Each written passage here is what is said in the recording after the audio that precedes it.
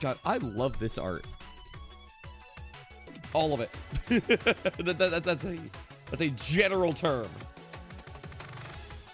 Shout out to the Art Failboat channel on the Discord and Pika Dude for actually making this scroll. Haven't cited that in a good long time.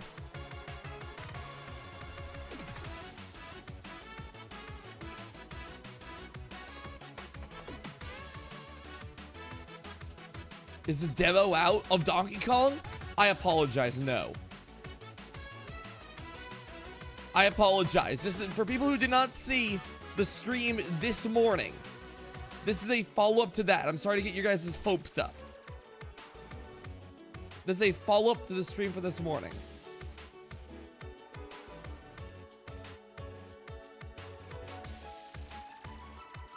I'm literally not lying.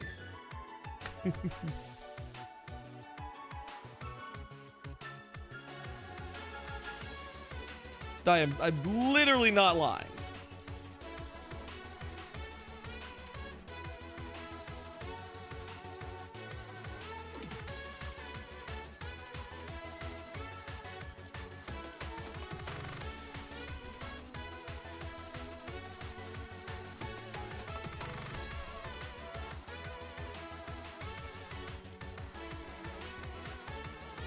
I apologize for the game category. I will change that the second this bit is done.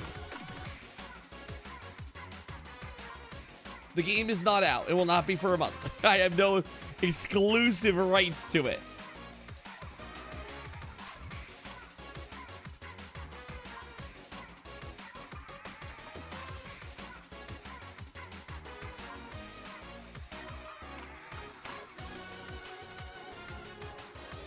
Yeah, we use every submission from the Art Failboat channel. We do moderate it, but yes, we do use every submission.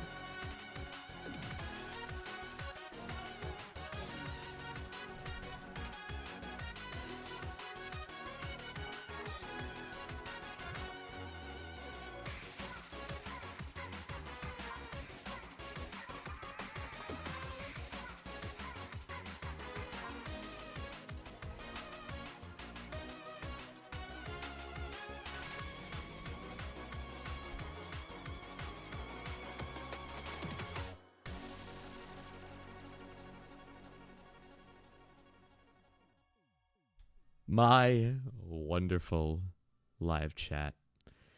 If you were around earlier today, specifically if you were around at the ballpark, the hours of 9 a.m. EST until, oh, I don't know, 11 a.m. EST, I participated in a wonderful little direct reaction to what was a brand new Donkey Kong Bonanza footage. And my wonderful live chat, I made a mistake.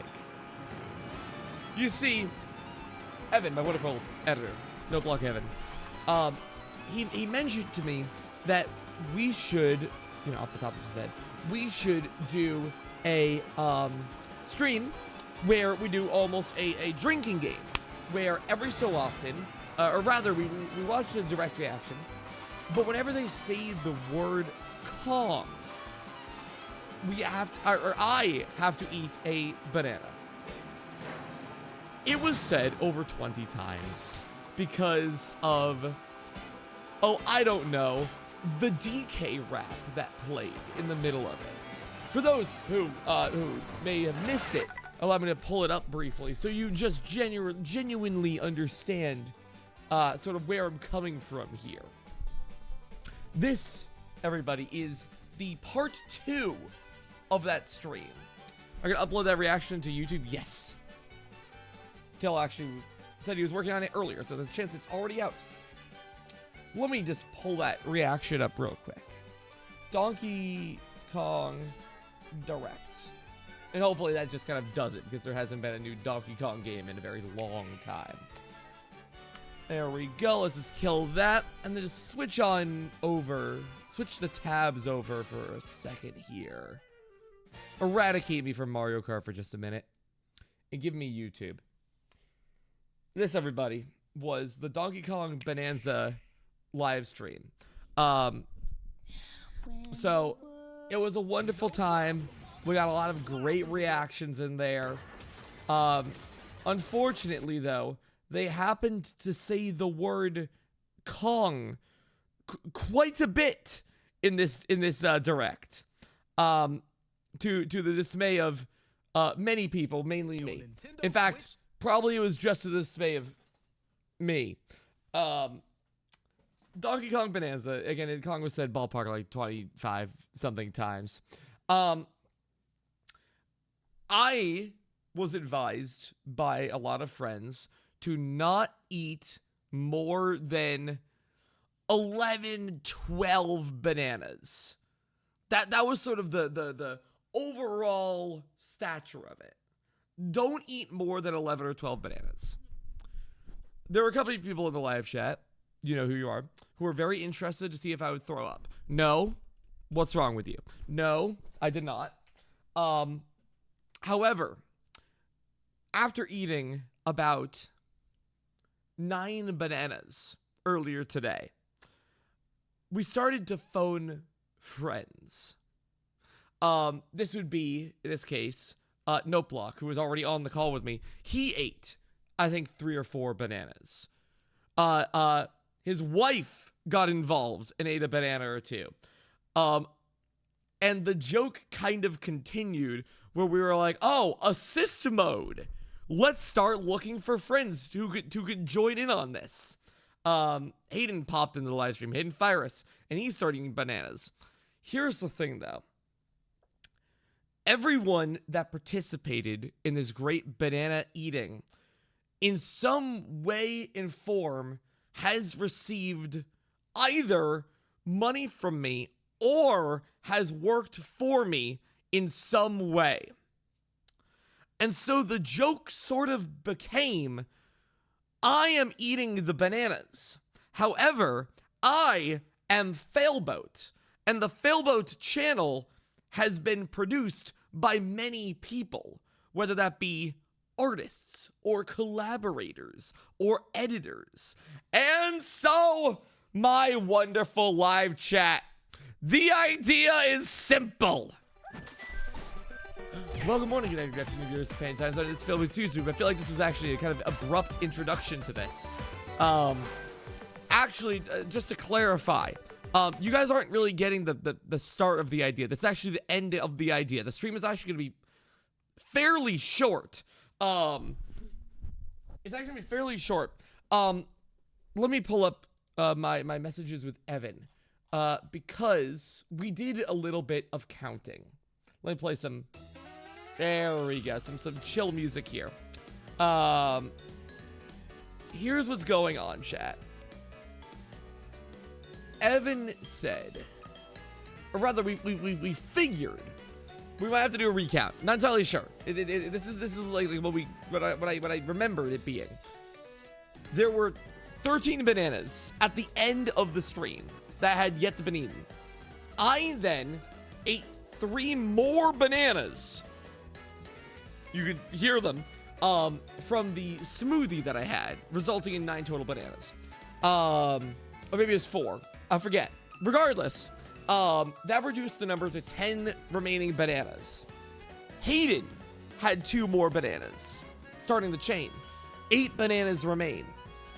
Then Jay said he would have 1 or 2 bananas. So let's say he's only had 1. That would make it go from 8 to 7. Chat, I'm here to report. The army came through. No need for viewers to get involved, don't worry. The Failboat extended team took the hit. I am here to fulfill the promise from earlier today. I said today I would eat as many bananas as possible from the Donkey Kong stream. And while I, Daniel, may not have eaten all 25 plus bananas, I, Failboat, the entity, have. Jmoji at 12:31 p.m. 1 banana down. This reduces the total count from 8 to 7. But it wasn't just my editors and my friends. My moderators got involved. Mint Spectre, one of my moderators. Another banana down. Specifically his mother. But that's okay, because we do actually have another banana to make up for it. Another banana down. Bringing our total banana count to 6. My wonderful artist, Muffin Snakes. At 12:03 p.m., I'm at work, surrounded by hundreds of bananas. I'll steal and eat one for you. I don't know where they work that provides them hundreds of bananas. But another banana down. Bringing our total count to 5. Then, the wife of my wonderful video editor, Evan Noteblock, Anissa, ate yet another banana. Also featuring their cat, Lacey. Hell yeah. Love that thing. It slipped on the banana. Pour one out for Lacey. Lacey had one. Or Anissa. I'm not sure who ate the banana. Maybe it was framed as one. Bringing our total count down to 4. Make sure I did the math right. Wait, that'd be really awkward if I didn't.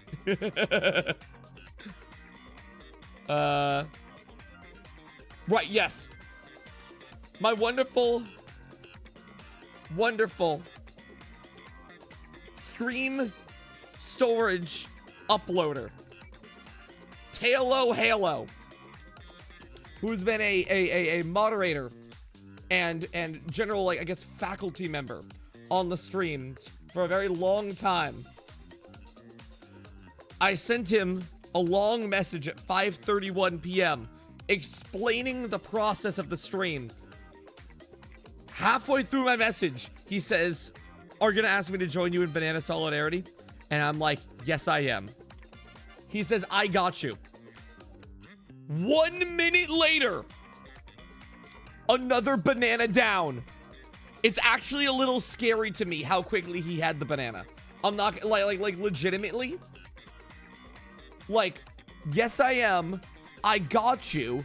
All I need is a photo of the peel. Banana. It actually kind of freaked me out a little. Thus, if I'm not mistaken, if I'm doing my math right, bringing our total count of remaining bananas to 3. I then hit up my new additional editor, Lamb Sauce. They've been on the job a couple months maybe. And I hit them up saying, "Hey, you want to participate in a little bit? I just need you to eat a banana. This is not a commission, but this wonderful contractor has indeed brought down yet another banana, bringing our remaining count to 2 bananas." Finally, I sent one last message to my wonderful mother. And while, so far, everyone who I've contacted for these bananas has been within the Failboat entity, and thus counts as me, my wonderful live chat, my parents count as me as well, because I am literally genetically part of them. Another banana down, bringing our final count to 1 remaining banana. And so, in order to fulfill the final task set out in the beginning, I'm gonna eat the last one.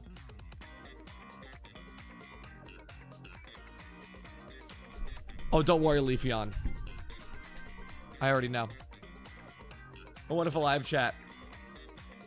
This is the last banana. This stupid gimmick and this stupid stream goes out to you guys, the OGs.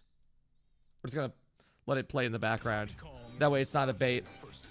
God, dude, the word Kong really ruined me. It really ruined me. Now,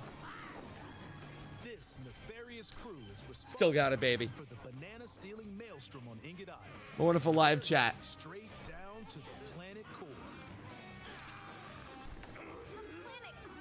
Cheers. But no, I'm going with DK, so you just stay away. Voidco blocked off all. This game is awesome, by the way. I haven't even like really looked at the gameplay yet. I've just been eating the fucking bananas. DK and his pals will come face to face with the enemies guarding these routes. So use all the power at your disposal. I'm not gonna lie, I actually feel great. I'm not gonna lie, I actually feel fantastic. By defeating them, giant sinkholes will open, clearing a path to the lower layers of the underground world.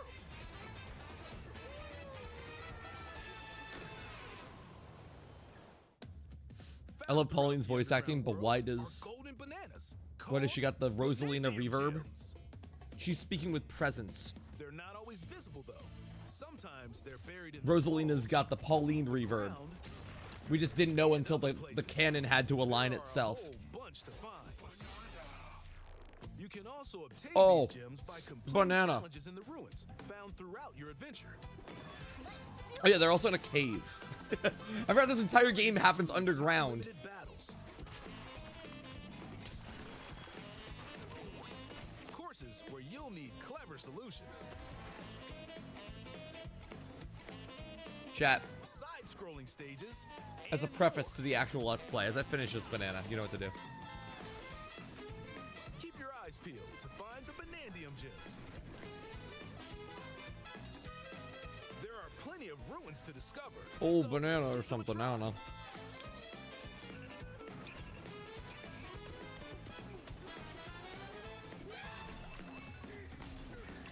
And with that,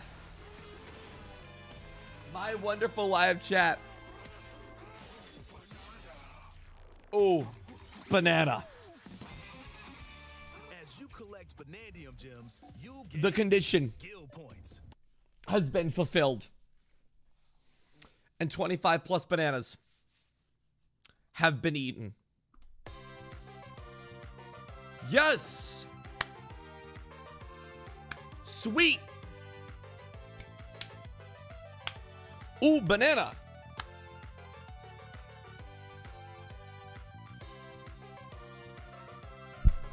Thank you to everyone on the Failboat team who has eaten a banana. We did it. But more importantly, I did it. Anyway. Let's go do the Fortnite emote wheel. Anyway, that's about it. I actually felt like a chill to go throughout my body just now. I don't know if it's related to the banana or not. It might just be like... It might be related to the banana. I don't know where else it would be. He doesn't sound that excited. I mean, I don't know. I just ate like 10 bananas. I'm not really sure what the joy of it all is, but like, I did it. That's the banana G, brother. It's the radiation. Good back-to-back message. So my wonderful live chat. Enough with this dumb game. You guys want to play Kirby? Kirby Air Riders. I see it right up there. Soon enough. Soon enough, my beloved. Wonderful live chat. I don't really know what to do with the stream today because like I just wanted to do that. That's kind of it. But I wanted to do a casual stream with no actual proper like massive like video gimmick or anything. This is just something something for the love of the game. Hold on, allow me to turn on my fan and stuff like that. Oh my god!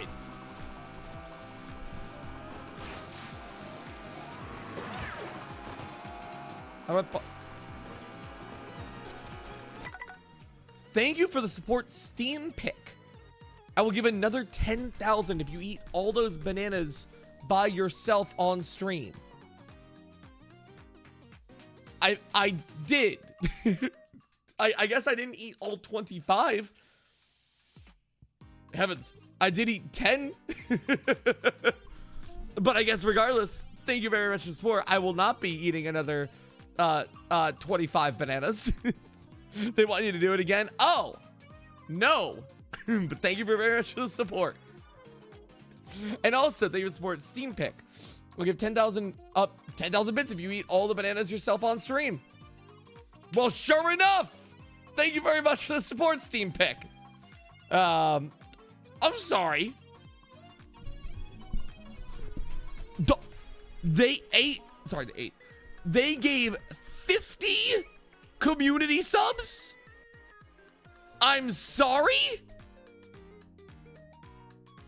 Huh? I'm sorry. I was kind of like engulfed in the whole banana thing. Oh my god. Wow. Steam Pick. Thank you. Holy. That banana goes to you. That was awesome. No, I've sort of, I'm not gonna lie, I've kind of grown past the point of eating food for money.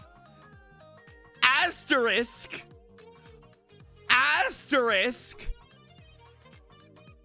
Not really. But no. If I didn't eat 9 bananas earlier today. 9 bananas. 9. I would say yes. However, I've literally been warned health-wise, it's not wise to do more than like 10, 11, 12, that kind of range. So literally no. But thank you very much for the support. I appreciate it a lot, especially also because they're not asking for one more, they're asking for 25 more. I am now just gonna turn on the fan, and then I'm gonna load up some Kirby. And I got a little like non-serious chill gimmick for you guys today. Hold on.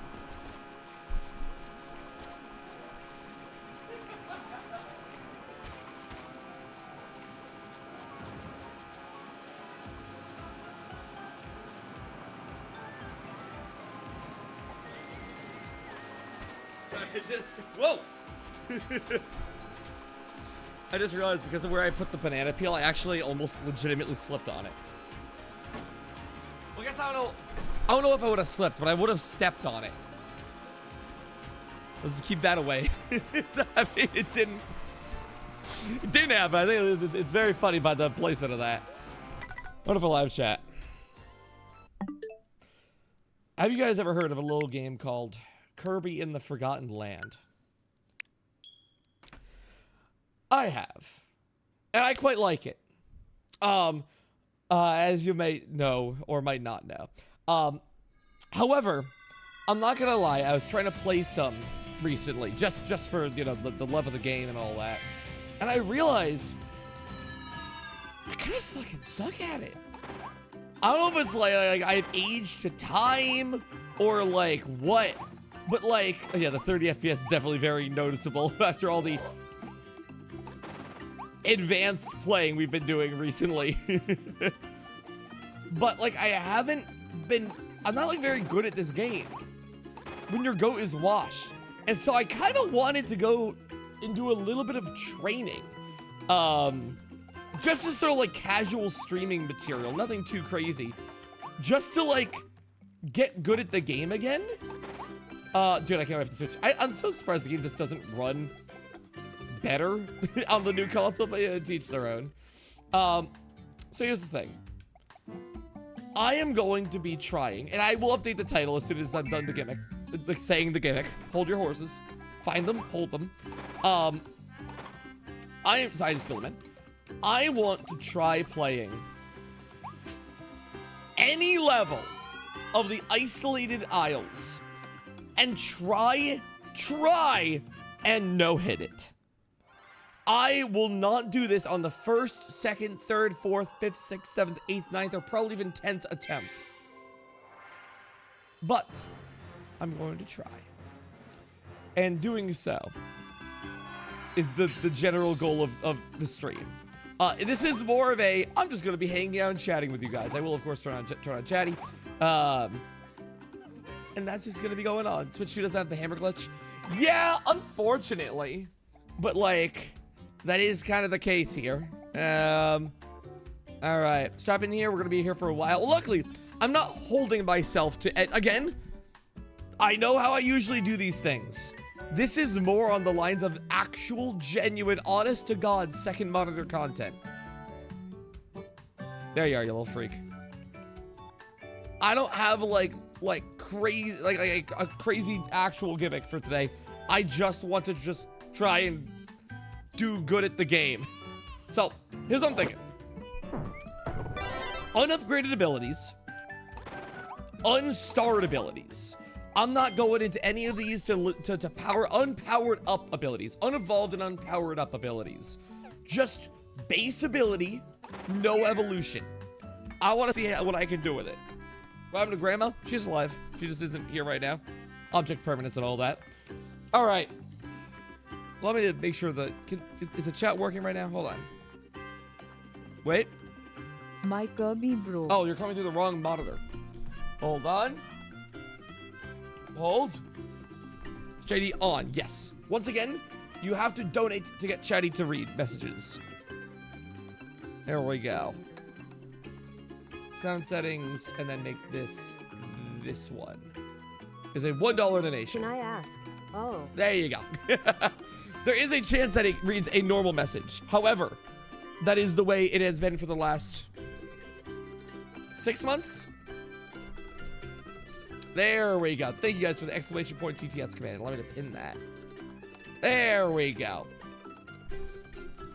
But I will say that the trade-off to that is if you do give $1 for Chatty to talk, you can make them hold an object in their hands. If you put some object in parentheses when you donate your message, Chatty will hold up an image of said object. For instance, a banana or something of that like. All right, Forgo Realm. Forgo Plains even. The Forgo Realm in general, but the Forgo Plains. I'm on a different save file than my normal, like, 100% save file. I guess let me give it a go, right? So, the thing I was realizing is I just don't think I'm any good at the combat in this game. I think I kind of got babied by, like, all of the, like the power-ups I would use without even realizing it from, what the hell? My audio cut off here. From, my 100% play profile. Because if you guys don't know, in this game, you can actually power up your abilities using, like, star coins and whatnot. And so my goal is to, almost in a speedrun style, see how far I can play through the game. My goal is to not do it on a no-hit the first try, but instead to work up to a no-hit. And also try and do it with multiple abilities. Greetings. What's up? Father.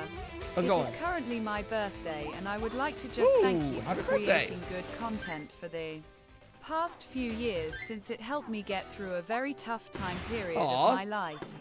Well, thank you. Thank you, rather, for donating and supporting the content. Genuinely, I appreciate that. Your name was Timmy Blade, yeah? Happy birthday, Timmy Blade. Thank you very much for the support. Appreciate it a lot. Okay, so this is the first trial. This guy. Is I realized I've gotten too used to having super powered hammer and stuff. And I gotta get better at, like, not taking damage. This is an instance. Yeah, like there. I gotta work on not having, like, greed. It's too easy to have, like, full-on greed in this game. Also, sorry, let me update the title.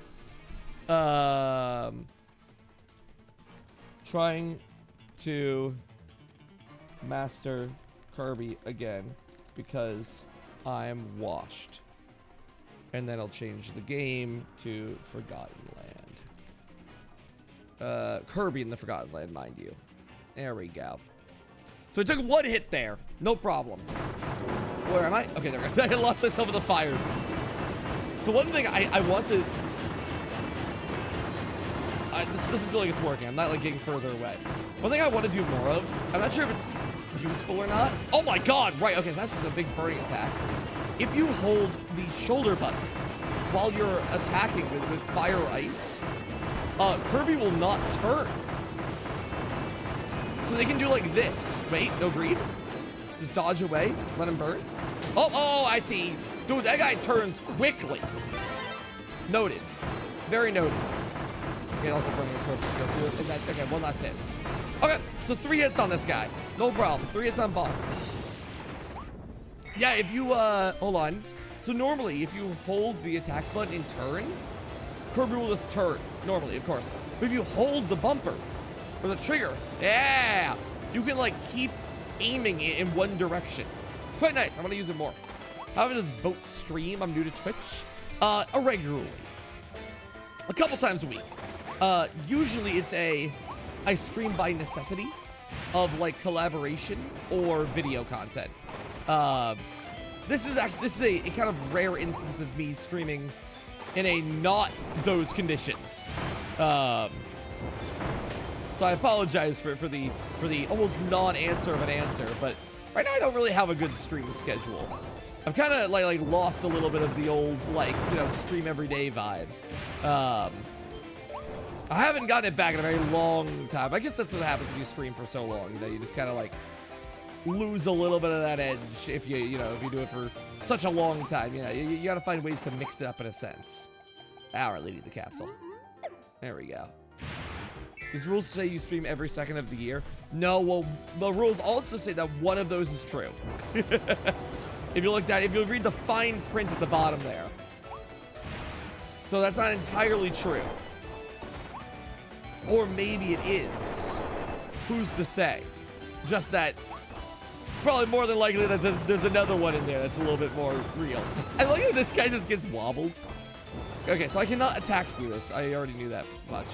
Can I get this without taking an egregious amount of damage? Can I get this with fire? I can! I just slide kick on it. Ah.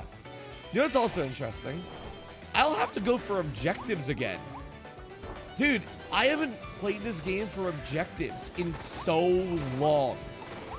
It's like, I just, every time when I play this game, I just kind of speedrun it mindlessly. Or like I don't go for like waddle dees or anything anymore. Like I actually have to go and find collectibles again. I have to get the stupid little gotcha capsules. Like I'm kind of back in a way I don't know. I'm not prepared to be. And then we just roast this guy alive in a really morbid way. I gotta save us from the mean alien thing. That's right, the little star guys. There we go. Oh, that's right. You have to do this one quickly. I don't think this one can actually be done with the fire ability. Let's move on with that one. Unless I can like drop like little fireballs from the sky like I can in like Return to Dreamland Deluxe and stuff. I actually have to like get good at this game again, dude. I spent like way too long just not being good at it. So it took 3 hits to big guy down there. This is one of those videos with a simple idea. Actually, no. Well, yes, literally. Normally, I guess the ideas that are simple are not actually overtly simple.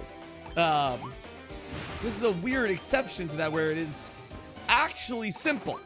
Kind of, whoa, my God. Thank God I kind of remembered where that was. Okay. That wasn't a good enough dodge. That was more of a bound. I did like a bound. Okay, so that's 4 total hits in this area. That's fine, though. Again, the goal is to just improve. I will say, fire is probably my most, like, experienced ability. Jesus, that guy's gunning for me. What the hell? Fire's my most experienced ability. I should do this challenge with things that I hate. Like Cutter. I don't like Cutter. I use it as a means to an end. Okay, I die here. I guess that's 5 hits. I use it as a means to an end, but I don't... 6 technically, but that one didn't feel like lack of skill. That was like a knowledge check. I forgot those things just fall on you. Like I should actually get good with Cutter again. Whoa, hold on 1 second. Sorry, that time I was actually looking right at chat message. How often does TTS read off messages that are not donations? Ballpark 1 in like 400. Well, more specifically, I have a foot pedal. And that's the actual like answer. Is it's when I want you guys to talk. I can just hold down the foot pedal, and like this, it'll read the next message. Shave your beard. There you go. No, but thank you for the offer. The actual like number of like how often it is will change depending on like a constantly fluctuating rate that I can alter. Like I have like ways of changing the frequency. Like I could make it 1 in 1, but obviously I don't want to do that. That's not fun. It's silly. It's very silly. But as a streamer, all the time, it's not really that fun. But the long and short of it is yes. Oh, that's how you get in here. I actually did this level a little bit earlier, and I was like playing this off camera, and I realized I can just get up there doing this, instead of going all the way around. I'm like, how am I supposed to go over there? I don't know. I'm sure there's a way. God, dude. Okay, and then of course you don't dive attack that. You wait over here. God, I can't believe I'm gonna have to do Kirby puzzles again.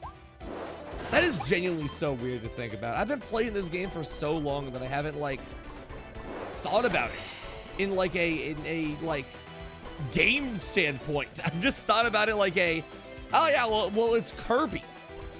It is the Kirby. That's dumb of me. Guess that counts as 2. It is the 3D Kirby. So I'll just like, I don't know, I'll just kind of load it up for gimmicks. It's like a means to an end almost. Less of a game and more of like, I don't know, I just kind of play it. Am I like right about the thing? Probably. Yes. Okay, a little bit off, but yes. Please eat a banana, dog. You go to a different part of the VOD. It's out there, I promise. It's not like lost footage. It does exist out there, footage of me eating a banana. Dare I say, it's more accessible than it's ever been. And that's saying a lot. But there's a lot of food out there I've eaten. I do appreciate that, like, every so often I realize I've fostered a community of actually, like, I don't know, I think legitimate 5-year-olds. Such negative, but such positive sometimes, because it's kind of funny. The reason I say it is because I'm like, you know, I'm gonna like talk about like eating like a banana as like a one-off bit, and then for the next 8 months of content, people will be like, dude, have you eaten a banana? But it won't even be like worded like that. It'll be like, eat a banana, like all caps. I'm like, damn, dude, I've messed up somewhere along the way. I've like created like an issue. I mean, he's not doing it. That's funny. I'm an adult. Oh, that's what I mean. By all means, there's a lot of people in here that are not legitimately 5 years old. I would reckon to say probably everyone. I don't think we have actually any 5-year-olds watching the stream. And if there are, please don't say your age, because don't say that on online. But like, every so often I just look at the live chat, I'm like, man, I messed up somewhere along the way. I love you guys. I love you guys genuinely.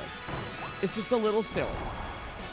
Every so often I realize I'm like, okay, maybe I need to like lay down like better laws at some point. maybe I need to give them like better rules, or I don't know. I need to like recondition you guys. It is very funny though. I think you guys are all just very hungry. To be fair, I don't think like food is necessarily like a, you know, something that belongs only to the, oh right, it's 5 times. It doesn't only belong to the 5-year-olds. 29-year-olds can indeed get hungry too. So potentially that's what's going on. It's just a bunch of really hungry, like IT 40-year-old tech bros.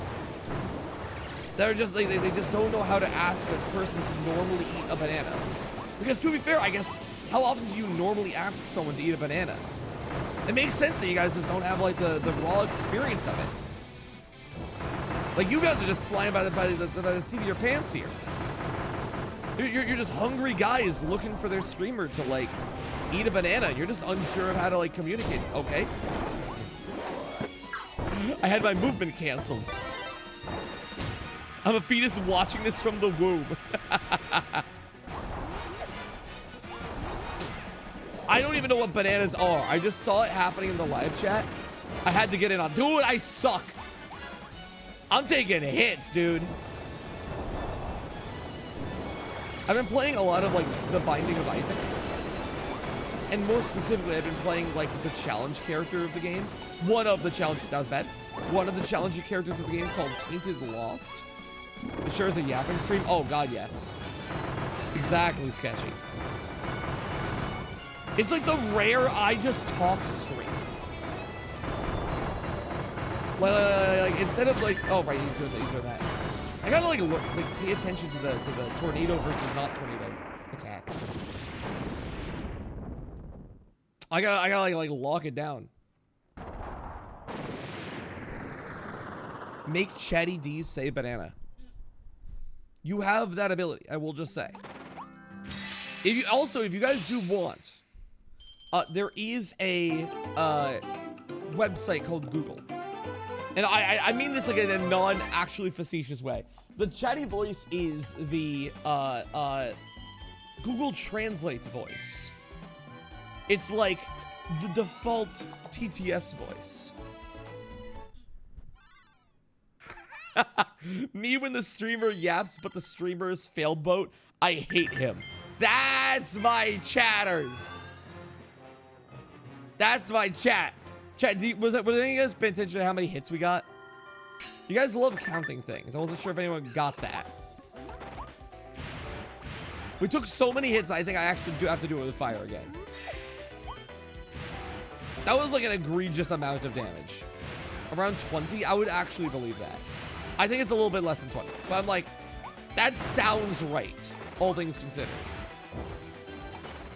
Like, that was a lot of damage there. This is what I mean. This is actually just a legitimate podcast. Like second monitor content stream. Skip started using that term like a while ago. It's become like one of my favorite terms. Do you know what I mean by that? Like first monitor versus second monitor content. Like usually with the things that I do on like the main channel, I kind of intend for those to be like first monitor bits of content. Well, the entire point of them is to be like loud or busy with the edits or, you know, like, okay, then bronze revert. Oh. Goodbye, I guess. Flew into the concrete a little too hard and popped. Yeah, like, I don't do as much main monitor content anymore. I used to be crazy into main monitor content. Something that you pay pretty much exclusive attention to. I'm such a second monitor content person nowadays. Like specifically, audiobooks. Again, audiobooks, I guess that's not a monitor. But like that's become like the thing I pay attention to the most nowadays. Hold on. That probably doesn't count as a hit. If we block damage, that shouldn't count as a hit. At least for sake of like what I'm doing here today. If I stand in place. If I move forward. Okay, if I move forward, I start taking damage. Okay, I was curious about that. Half of this is also right. Flaming hammer. Dodge that like entirely. Dude, second monitor content is crazy for like creative process. Yes, sketchy. You like listen to it while you draw. It's fantastic. Oh, careful. Hard to tell when they have the fire hammer going, considering, you know, the ability I got going. Right, they turn on a dime. And then they throw the hammer. This is a much better fight. Much better fight. No, dude, you know what I've been getting into? Whenever I listen to audiobooks, my, like, other thing to chew on, Picross. You guys ever mess around with Picross? Picross is, like, egregiously good. I've been like playing on like one like mobile app. That's been like one thing on my phone. Dude, there's a like fake Picross mobile app for like Android. Let me cite it. Not sponsored. It's like my favorite puzzle game. It is a Legacy Nonogram. it's a little bit like heavy on the pay aspect, but I haven't paid anything.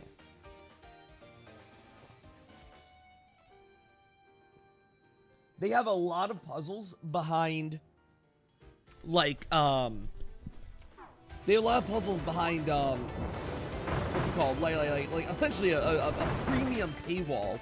However, they have a lot more that are not locked behind that wall. So it's kind of a, like, every time I log onto the app, I'm like, damn, you guys really do love money. However, they also give you a lot of, like, free tokens to just play puzzles that are, like, locked behind normal difficulty or behind the premium difficulty. So I kind of have non-stop, like, things to play on that app, but I never have paid for it ever. And it's awesome. Because again, I'll just be listening to, like, my audiobooks. And I'm just chilling, dude. No. Ah, I saw it up there. Okay, damn it. Okay. That was really good into like very mid. I was like, I saw one instance of damage. I saw another instance of damage. And I did not catch the final instance that actually was the one that hit me. But like, damn, dude, I'm just such a sucker for, on one monitor, audiobook, on the other, in one sense, in one of my 5 senses, audiobook, on the other, some form of stimulating media. Like, when I was listening to, like, when I was watching, rather, The Boys, I'm like, all right, I can't really participate in the whole, like, pick cross thing right now. It's too much stimuli. Stimuli for my inclusion, for my enclosure even. But like, damn, dude, I'm such a sucker for, like, I'm gonna eat food and I gotta throw, like, a little silly YouTube video on in the background. It's awesome. It's just how I live my life and I'm proud of it. In the graveyard audiobook. Dude, I like... Father, when you play the game, can you be the funny rock? I got some ideas for that. Don't worry, I got some funny ideas for that. Dude, I'm very excited for the upcoming, like, gimmicks I got for you guys. That game looks so good. We can talk about Donkey Kong in a second once I talk about my hyperfixations. Dude, audiobooks go crazy. Let me actually not take damage this time. There we go. I was a little late. Still made that work, though. Dude, my favorite, like, thing I've been listening to recently, and pretty much the only thing I've been listening to, since I didn't really read audiobooks before this. I didn't really read books or listen to audiobooks before this. Is pretty much all of Brandon Sanderson's works, who I brought up on occasion here. They're actually wearing a shirt from the book, or from one of the books here. Kirby, guys, I got this. Thank you. No! Use it now! I keep on falling in that pit, dude. I keep, like, trying to pivot. And, of course, after 2 dashes, Kirby loses his aerial ability to climb. Use it now! Does anyone in this live chat, by any... You guys don't strike me as the literate sort. I'm messing with you. I'm sure you guys read plenty of those, like, sensory books where you kind of, like, put your finger on, like, a patch of fur and you're like, oh, it feels like a dog. But, like, does anyone in this chat read, like, Brandon Sanderson or familiar with any of his works? Dude, I like fantasy. It's good, dude. I've read this. Does it count? What is that? Testificate Man book. What, like from Minecraft? Or is that like an actual book? Oh, Testificate Man from... Was it Element Animation? Villager News! That's right! Testificate Man, of course, dude. I buy Brandon's books physically. Hell yeah. Dude, for reference, I have been listening to his works for essentially non-stop, like, a year and a half now, or just maybe a year. I don't really know. Time kind of has diluted itself. Audiobooks are kind of cracked. Like, dude, I need myself an Audible subscription. Or I need myself an Audible sponsor. You know I got that subscription already. I need myself a sponsor. I'm the easiest sell they'll ever have. Hey, you want to talk about our product for $2? My friend works for the publishing company that represents Brandon Sanderson. Smiley face. Dragonsteel, then. Wow, really? That's crazy. Yeah, no. I mean, I am a huge fan of the works. I am now. I agree with father on the audiobooks. The audiobook Yep. The Prison of Plastic brought me to tears at the end. Oh, hell yeah. I gotta get you guys' book recommendations in a little bit here. But, for people who do know Brandon Sanderson's works, for clarification of where I'm at, pretty much he writes a bunch of fantasy works where he has developed a pretty complex, like, universe galaxy of multiple planets featuring a lot of different protagonists. Essentially, what if Star Wars and Lord of the Rings were actually in the same galaxy? In the same far, far away galaxy? That's kind of the pitch of the Brandon Sanderson titles. He will write, well, I guess, if they were, like, from the same author, which obviously they're not. Like, he will write one book series, and it will be, like, a masterpiece. And he'll write another book series, and it'll be, again, like just a fantastic series. And then, as you, like, go through more of the books, ranging into the, like, book 5, book 4, book 3, the end of a trilogy, you start to realize it is all happening in the same universe. Like, you will see references to one power system in one book. You'll see references to one book's power system in another book, rather. And maybe even, like, familiar characters or, like, planet names. But it's done in a way that, for the most part, that's not never found. You don't have to read all of them. They're there if you do. But, like, each of the books are completely self-contained. But the further you get in the series, the more it starts to reference, like, his other works. So it becomes, like, a really, like, rewarding loop of, like, well, damn, I ended one book series and it referenced a couple characters. I want to know more about those characters. Or, like, that. Also, we got a cook there. I don't think we took any damage. Maybe we blocked an attack. That was good. Let me try another ability.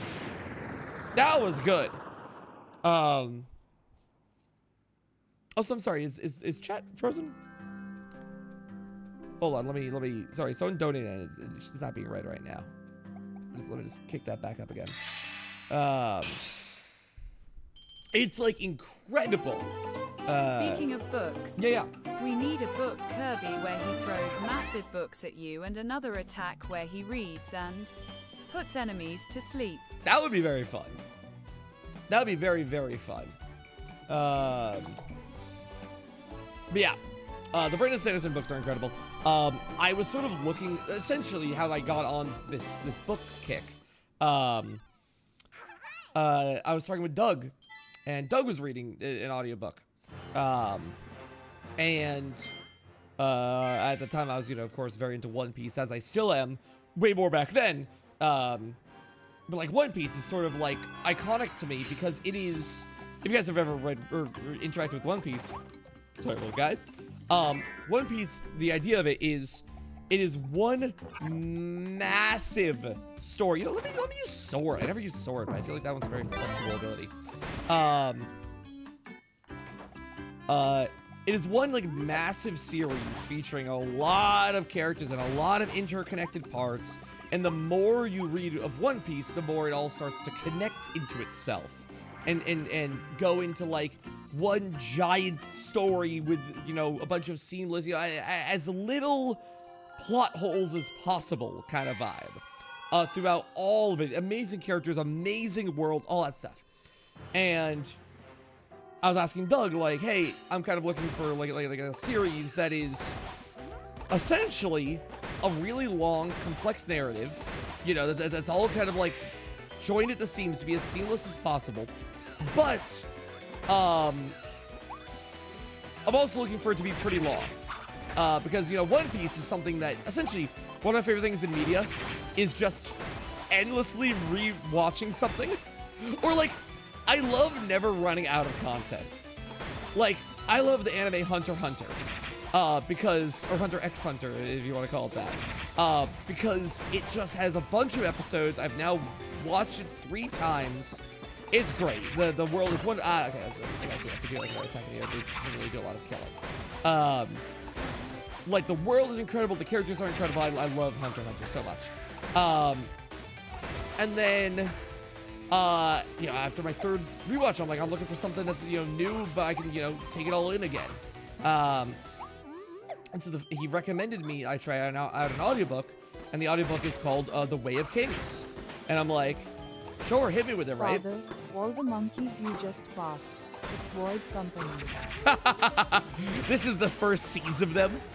But yeah, like, you know, Doug pitched his book series, and it was like, yeah, so like you know, it is one long it's one like giant series with like a bunch of pages. Like, for reference, the Way of Kings, the first book in this massive series, the audiobook is like 50 hours. It's like really long. And I'm like, oh hell yeah, dude. A 5-part book series where every part just gets longer? That sounds awesome right now. And so, you know, I started reading The Way of Kings, and sure enough, it's this like absolutely crazy mass of a series. My God, I'm terrible at sword. And the first book is, you know, like a very large length already, with like, you know, what I say, like 40 hours of audiobook length. And then, like, as the book series continues, it just gets more. Like the final book in the series, Wind and Truth, is like a 63-hour audiobook. It's crazy. And I love it. I love every bit of it. And after finishing that book series, I moved on to his other book series called Mistborn. And like, that series is incredible. Then I started reading some of his other series. I read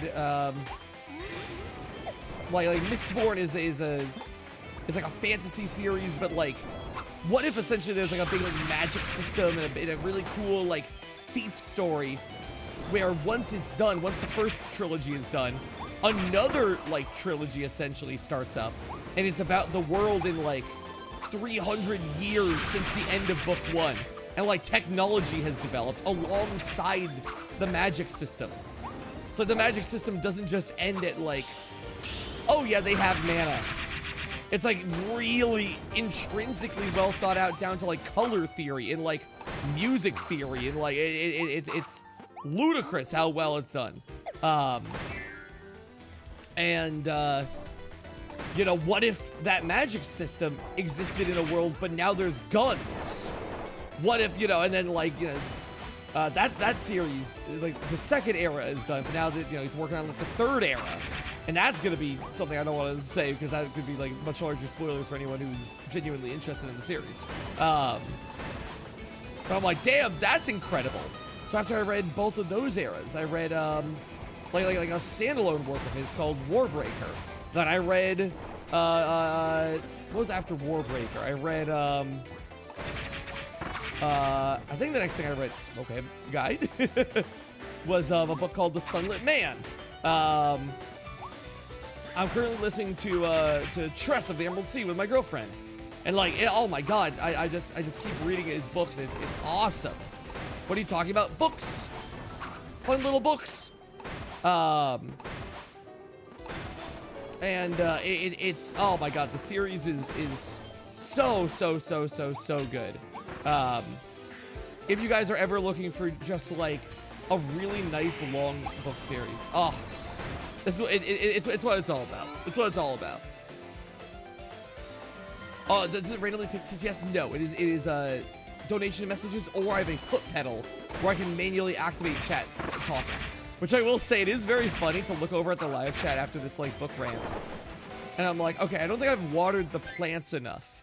Because I look over at the live chat and I see lock-in. If you haven't already seen it, Nerdforge made gigantic, custom-bound copies of the whole Way of Kings series. With hand-painted covers. They gave them to Brandon Sanderson as a gift. That's awesome. Highly recommend the video. It's very wholesome. So that was Nerdforge. Nerdforge Way of Kings. I'm going to look that up later. But it's very funny to look over at the live chat and I see someone in all caps saying lock in, the letter A, and shave your beard. Will the grilled cheese ability like, yeah. be in the next game? Nah, I think right now TTS has gotten, you know, I don't really want to showcase an unwatered plant right now. Yeah, I'm gonna let the plant stay in the freezer a little bit here, you know, in the back room and all that. As I continue the discussion. But oh dude, it's such a fun series. I am obsessed with the Cosmere, which is his like larger series. I guess I think it was in like an interview Brandon gave or something like that. I'm unsure about this specific. But apparently the series was, or like his books were born out of the idea of he couldn't get publishers to just, you know, sign on for a massive series out the gate. So he disguised a massive series as, what if I sold 4 or 5 book series and I promise they're all separate, wink, but in reality they're all part of the same universe. And like the more it's I've never seen a media like it, any kind of media like it, where I'm listening to one book series and I'm making like notes on a notepad every so often of a character name or something like that, just to like, you know, follow along for like the greater scope of everything. Okay, then the greater scope of everything. And I'll make a note in one series, and then I'll start reading another series, another book series entirely. And in chapter 1 of that series, I'm like, wait. But if that's that, didn't at the start of book 5, oh my god! It's so cool.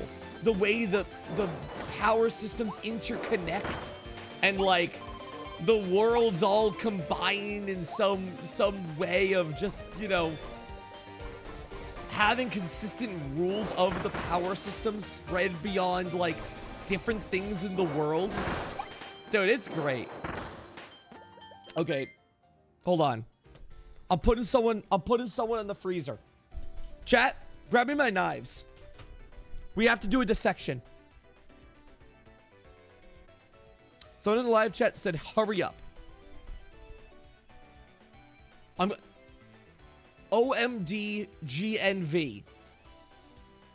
Let me see every message you've ever sent in your lifetime. Hurry up to what? I'm just chilling. I'm having a good time. I'm not doing anything with any specific goal in action. Let's see, messages. You have said, hi. How much of delay do you have? You got an ad? Hurry up. What? Hi. Hurry up was the first thing you've actually, like, said. So you know what? You're fine. You're chill. Welcome to the streams, OMD. Right now, I'm currently not doing anything to make anything with anywhere in progress. I'm just chilling, having a good time. Welcome, welcome, OMD. Welcome, welcome. Half your messages are about the fact that I did have an ad playing. So I trusted that one at the glance. But like, you know what? I'm just gonna send it. Ever so often, I just gotta check who I'm dealing with. I gotta make sure everything's all right at home. Because if I load up a live chat, or if I load up like a chatter's history, it's just a bunch of instances of like asking for food to be eaten. I'm like, damn, man. Maybe I gotta pull weeds. We're gonna figure it out. We're gonna bring out the trimmers. We're gonna bring out the pruners. And that's all right. And that's all right. Sometimes you gotta double check that. I will say, Muds, someone did just say okay in the live chat. And you seemingly have timed them out. Hold on, where is the... What'd they say? Okay. Thank you very much, Leafeon. Okay, that makes sense. That makes sense. Yes, please do not spam this. Thank you, my wonderful live chat. Oh my god, I just failed that QT. Apparently, they were spamming another message. That's so funny. I was just like looking at the chat, like they were timed out for saying okay. What happened here? Why did they not say the stream was great, huh? What, just okay? Why's it gotta stop there, huh? Where's the ability? Where's the ability? It's gone. Oh, there it is. He was hiding it. There we go. Dude, chat history is awesome. I gotta mess around with it every so often. Dude, he just sniped me. I suck with this ability, dude. Sword is like such a good ability, but like I've never like learned to use it. I'm such a like projectile fan. Uh oh, Kirby got stuck in that animation. Oh no, dude! I get. I don't know what's the best way of doing damage with the sword ability. Is it like mid-air slashes? Probably not. That does like nothing. Counter dodging does a little bit of damage. Hold on. Do I like mash it? Is it like melee slash? Like multiple slashes? One counter slash. Nope, one counter slash. Hold on. Maybe it's the full combo. Unfortunately though, if you lock yourself into the full combo, you're just kind of stuck in it for a second. I wonder if I can do like half the combo. Hold on. Because I know I wanted to, like the spin feels like the best attack. Spin attack and canceling the jump. Wait, what? Oh, you can! Oh, can you like multi-jump get out of it? No, okay, you're still stuck in it. Oh. Smart. Well, I guess you still can't cancel it, from what my understanding. But you can do that. Oh, actually, maybe that does a little bit of damage on the fall. My dodge jump this didn't come out. Okay. So like hear me out, right? Do this and like fly and then like little swing on the way down. Hey! Like that or something. You can actually get 2 slices out there. Get away from that, get away from that. And he ends it early. Hold on. Monkey has crumbs on his face. You actually get a lot of damage from that. Let that one pass. You gotta have more patience in this game. I'm very bad at expressing patience when I play. Charge it up. The spin special. Careful, jump over that attack. Dodge that one. Okay, see? No, you weren't kidding about the jump. The jump is not too bad. Okay, this is too far away. Hold on. Oh, careful there. Here we go. I gotta spin you, brother. Never mind, I lied to you. I'll stay in the middle of the torrent. And then we kill you here. Okay. Okay. A little bit more data there. That was a little bit more data in the sword ability. That's fine. Dan, my attention is slipping. I need the keys. Let it slip, brother. Let it slip. Let us all become one in this great, wonderful world. It's not about the destination. It's about the journey. Let it slip. You might know that you might find something fun happen. You might learn something about yourself. Relax, kick back. Enjoy the time. Followed immediately by the message, keys, please. You're so real. Dan, put on Parkour Civilization. You can't pause. If you pause it, I will relapse. Shiny Hero 306, you're currently on the pruning table. I'm putting on my gardening equipment. I have my boots on. I have the shears. Do I have to be snipping? Shiny Hero 306. Keys. Meowmere. Boneling Ball.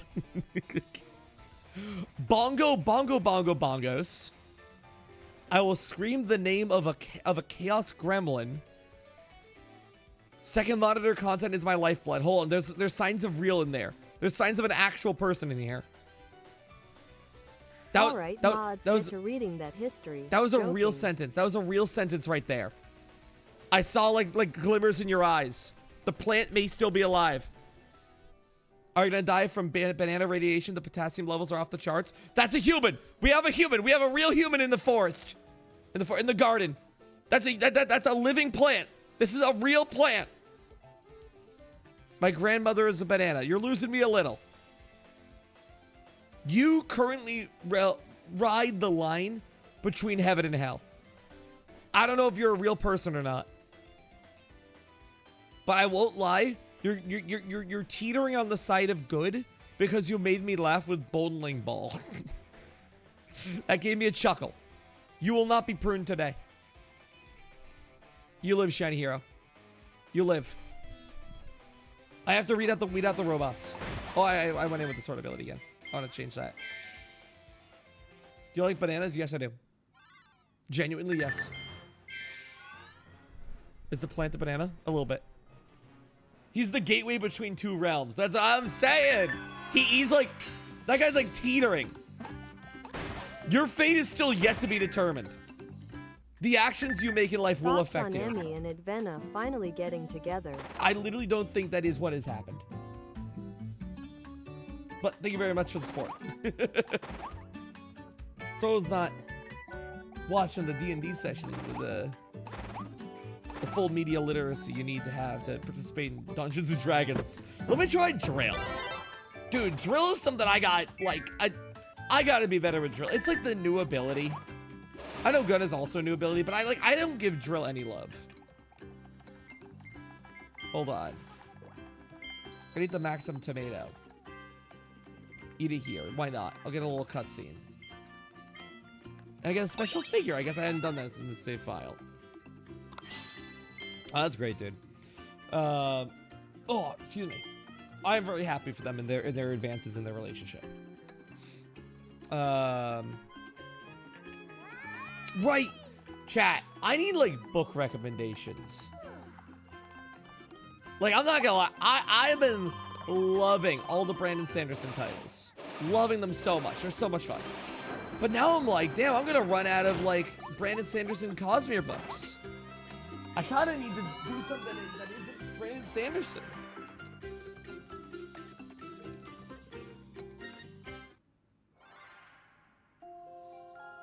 Tensura, that time I got reincarnated as a slime. No. No, I will not be watching reincarnation as a slime. I got a certain point in that show, and the girl with the pink hair came out, and I'm like, I don't really care about it anymore. I don't know. You lost me pretty heavily here. This is a little too heavy-handed in ways I don't really care for.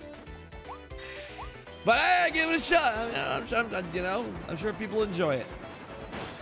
I'm like, all right, maybe anime's starting to get a little bit much for me. We're gonna get stopped here. There, oh, it's that bad? Nah, I don't think it's that bad. There's more of like the, I don't know. They're fan servicing a character I don't really want to see fan serviced. I don't know. Fan service in anime. Like when I was in college, I was like, hell yeah, brother. Now I'm like, I appreciate it every so often. I'm like, I don't know. It makes it really hard to recommend any show. Like it I don't know, man. There's some shows where I'm like, God, everything is like off the charts in way of like S tier animation, story, the whole 9 yards. Then I get to like certain parts of the show and I'm like, yeah, I just gotta ignore those parts. You should watch One Piece. Oh, dude, that's what I was just talking about. I've been watching One Piece for a long time. Try Oshi no Ko. Oh, it's really well. good despite what people say, but the humor is really random and awkward. Speaking of shows that I started watching before I had issues with them, I got about, I don't know, 20 minutes into Oshinoko before I'm like, maybe that's not for me. I don't know. To each their own. Again, with anime, there's some things I'm like down to look past. If it's egregious enough, I'm like, it's kind of hurt my experience. But for me, that was Oshinoko. Did I see a link click? I started watching link click. Yes! I saw link click on... Pro tip. Get on Goodreads and search for collections that Mistborn's Way of Kings have been added to. Ooh. They're kinda like book playlists. That's... It's a great way to get Rex from PPL with similar taste to you. That's not a bad idea. Thank you, Wisp Kid. That's a great idea. Just toss that in my Google search here. That's a good recommendation. What was I talking about? Oh yeah. Like with anime, it's like, okay, sometimes it's chill, and I'll be like, whatever, you know, I can look past some things here and there. But it's like, if it's like, all right, this is pretty heavy in the experience, it's like, all right. What's the one, cool show? It's about, like, it's another isekai. Main character's name is like Rudy or something like that. Blonde-haired kid. If you guys know the show, you immediately know what I'm about to say. Really, really, really popular isekai. But like, God, the show is hard to watch. Masuka Tensei, yes. Jobless reincarnation, potentially, yes. That one I'm like, all right, you know, I gave it more of a shake than I give some shows because, like, the animation genuinely kind of blew me away. I'm like, okay, I can look past X, Y, and Z, but like, hopefully it's not like too reliant on it. And like, okay, the show gets like to the point where I'm like, all right, this is out. Oh, whoop! Well, there goes Drill. I guess we'll like switch back to Drill, but for now I'll improv to Needle. Dog? But that one is like, all right. Again, the show is, it's a cool idea, and the animations are awesome. Hell, I think a lot of the show is awesome. But damn, there were parts of the show I'm like, I have no interest in interfacing this. If the show is something that I have a genuinely hard time recommending to people, and something I would never want to watch with someone, it becomes like infinitely less appealing to me. I think that's kind of it. Because right now, like, I still watch anime. I used to like no life anime. It was bad. But like, that was sort of like just how I just liked media. Now I've like kind of moved on from that era of my life. But like, now I interface with anime pretty much exclusively as a like social thing. Like, I have calls with friends every Sunday night. And like, you know, we watch anime or other shows or like movies or things like that. And I'm like, man, some shows just really can't, they really just don't do it. Some shows have like an awesome, incredible pitch to them. And I'm like, dude, I love this. And then it gets like one or two scenes and I'm like, oh, man, I've really kind of grown from this humor that I really thought was funny in college. Now I'm like, nah, it's all right. I'll watch like Monsters vs. Aliens. It's okay. I don't know. It makes me very happy when characters are adults in anime. Dude, it's bad. We don't need to make it like that kind of conversation, but I'm like, man. Oh, lordy. Then I see like Spy Family, and I'm like, thank God! Spy Family, my goat! Yes! Too Many Heroines. Did you watch the Too Many Heroines one? There was one show that I watched because it was a really fun... Or no, it wasn't a show. I read the manga for like a little bit. Because I'm like, okay, like, it definitely is far from the best, but I'm like, sometimes I'm a fan of like a nice like weird rom-com or two. It's not my usual shtick, but I'm like, you know what, sometimes I'm in the mood for it. It's like 100 Girlfriends That I Love a Lot or something like that. And I'm like, this is funny. Because like it sounds like trash kind of on like the original pitch. And I'm like, I'm not gonna like defend the show by any means, or the manga or the series or whatever. But like, it's kind of funny. It's kind of really funny. But like eventually it got to the point where I'm like, I don't care about this anymore. Like the gimmick has kind of like died for me. And like some of the characters are like, all right, I don't really want it. I don't know. Nothing crazy about the character, but I'm like, I'm a 29-year-old man. I got other things to be doing in my life. It's fine. I think it's very, don't fall off again. I think it's like play Kirby. Like play Kirby. Sorry, I caught myself in that one. But like, I don't know. Overall, I think it's a funny show. That one doesn't feel like the worst of them all. That one feels like cute. Whereas some are like a lot more like heavy-handed, we'll say, about how they treat some of the characters. But yeah. So that's my little anime talk real quick there. Overall, yeah, I mean, I'm so happy audiobooks have kind of like come along in my life and like redefined what I enjoy listening to, because they are the best. Whenever I have to drive to see family, whenever I have to drive to see my partner, it's great because I will just put on an audiobook and zone out. Dude, I used to like spend forever. I used to hate driving. Let's put it like that. I used to hate driving anywhere. Now I'm like, I kind of like driving. I kind of really like driving. Driving's kind of chill. Oh my god, Needle's actually doing a little bit of damage. Number one, I like the car I'm driving in a lot more. I have a nice little Mazda. Whereas before I drove like a really old like Honda. Shouts to J Moji for the recommendation he gave for the car. Can I like invincibility frames that? Probably not.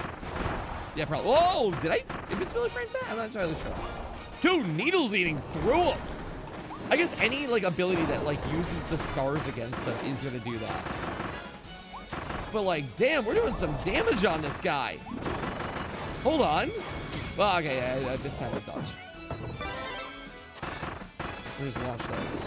Look at that! Damn! Okay. A little bit off there.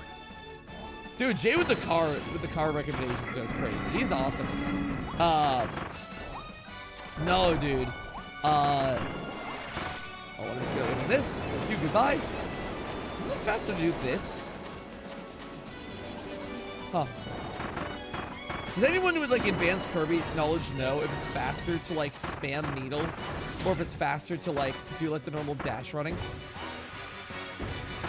I don't know if we got any like Kirby savants in the live chat here. Heavenly Delusions? Oh! I didn't watch that entire show.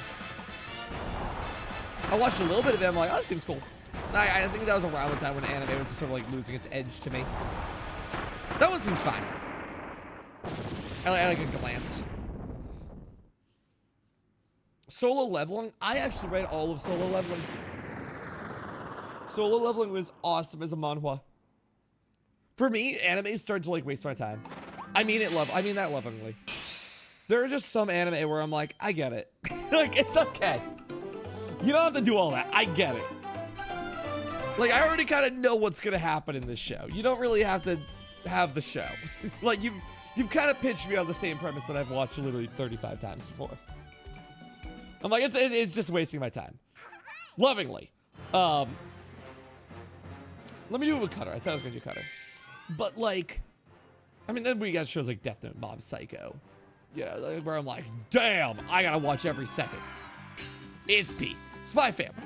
A little slow. I love it though. All the same. I think Mob Psycho might have to be one of my favorite anime of all time. I haven't really thought about like an anime tier list in a long time, but like, damn. damn, it's good. Watch Sword Art Online. Oh, one of my first, dude. That was the best. Imperial Human Resources. Nope, never once. If any of these shows are like your ride or dies, tweet them at me. Like at Failboat 103 on Twitter, so I can like remember that later. The Fate series. Fate series I used to be super in with. Death Parade. Is Death Parade the one where they're all going down the elevator and they meet in like the hotel lobby and they like play like death games essentially? It's like an allegory kind of thing. Is that Death Parade? Yes? Thank you. Been a long time since I've seen that one, but amazing opening. Amazing opening. One of the best.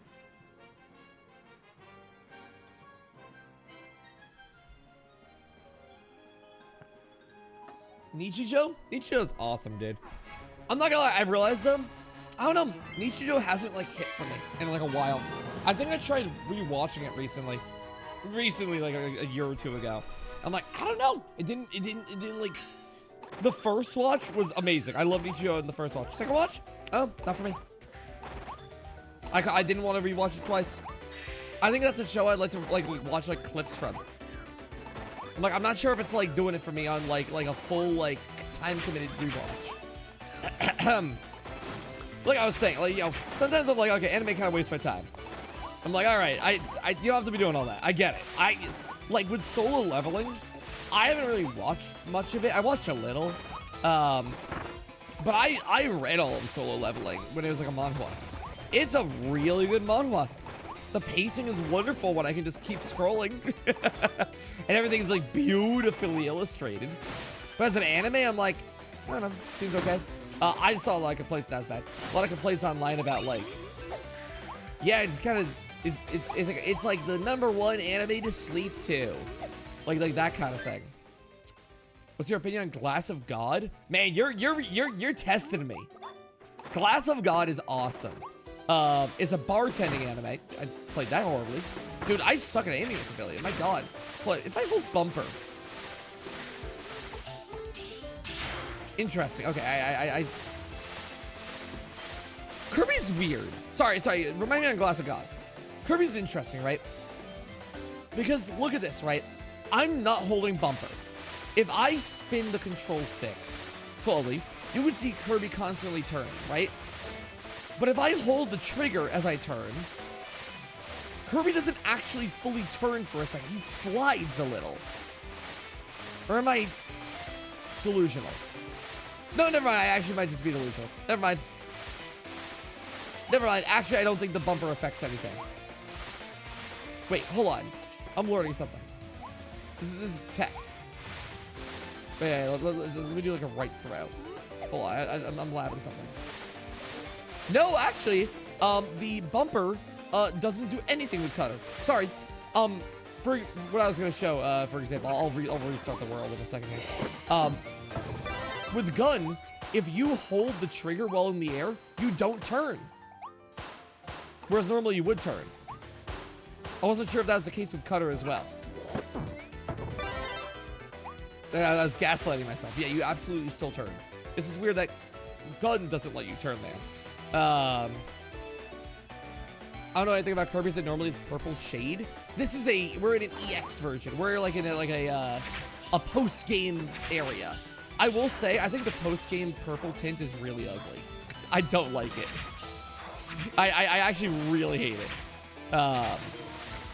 And also for the people who are just getting here, who are just kind of like been here, but haven't really figured out the gimmick here. Excuse me, pardon me. I am literally just getting good at this game again. The purpose of this stream is to essentially re-familiarize myself with Kirby. Hello. Because it's been a while since I really hello there. Since I really spent some time with the game. And actually felt like I was good at the game. So, oh, whoops. Well, there goes Cutter.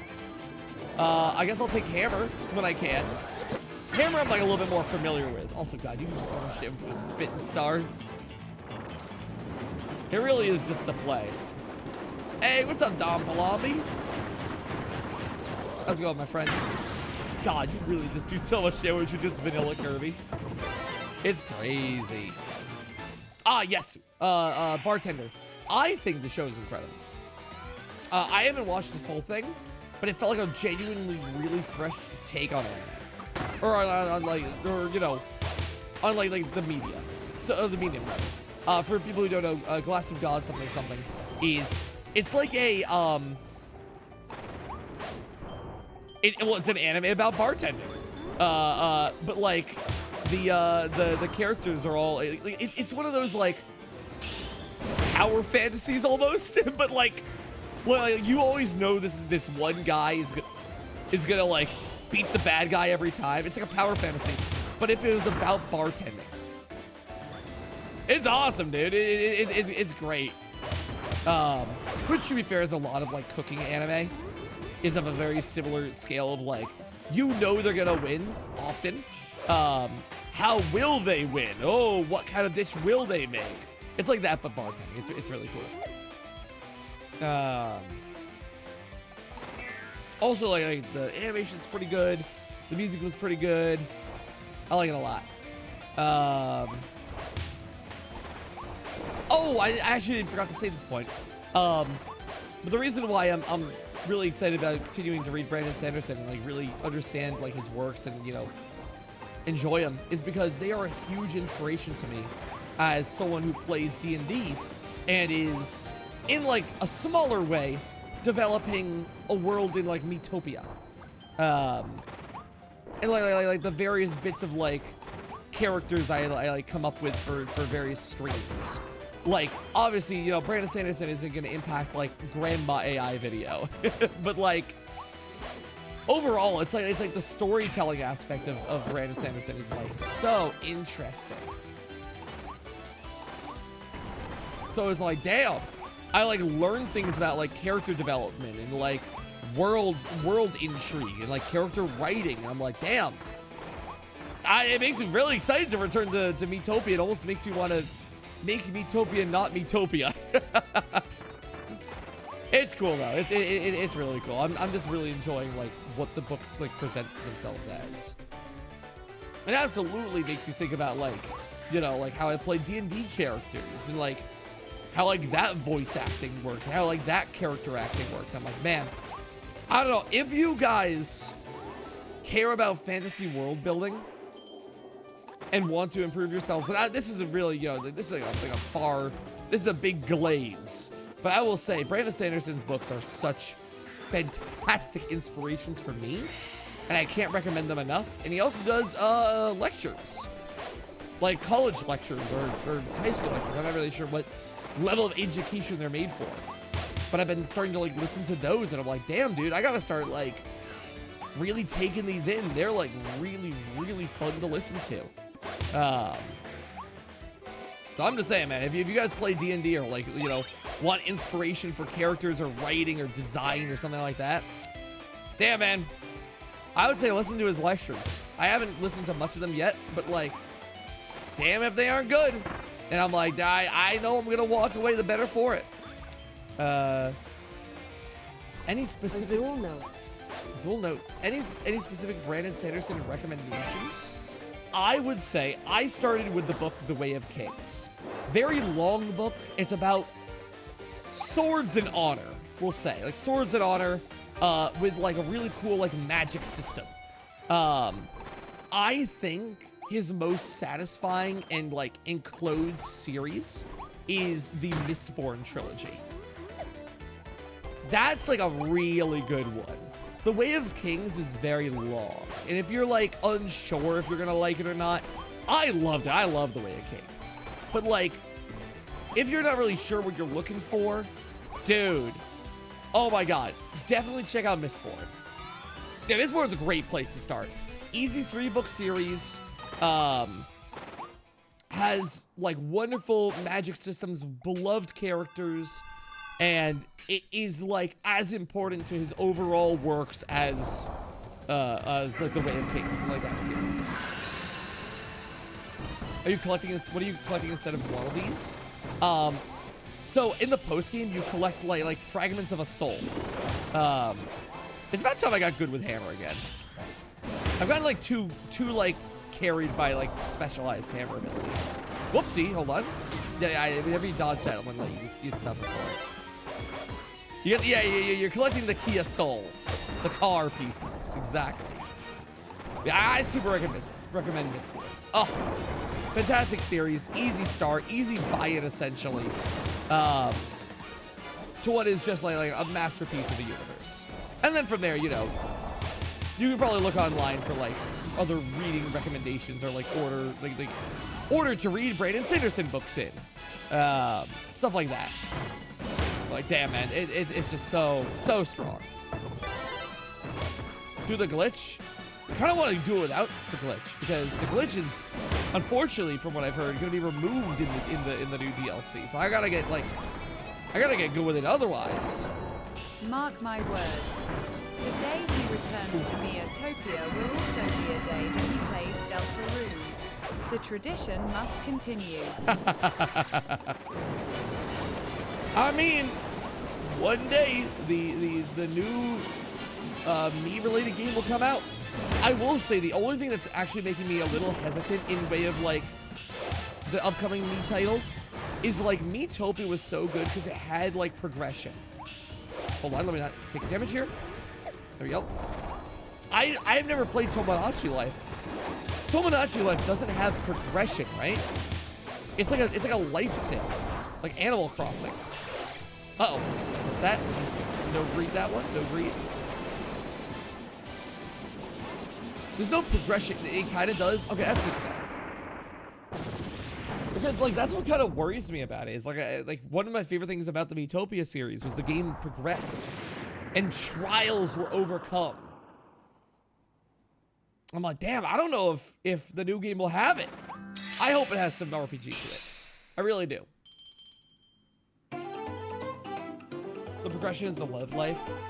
See, like that, I'm like, damn. You know what? Maybe I'm like going down like the wrong story here. He's getting married is a huge event in Tomodachi Life. Gotcha. I don't know. Something I gotta figure out.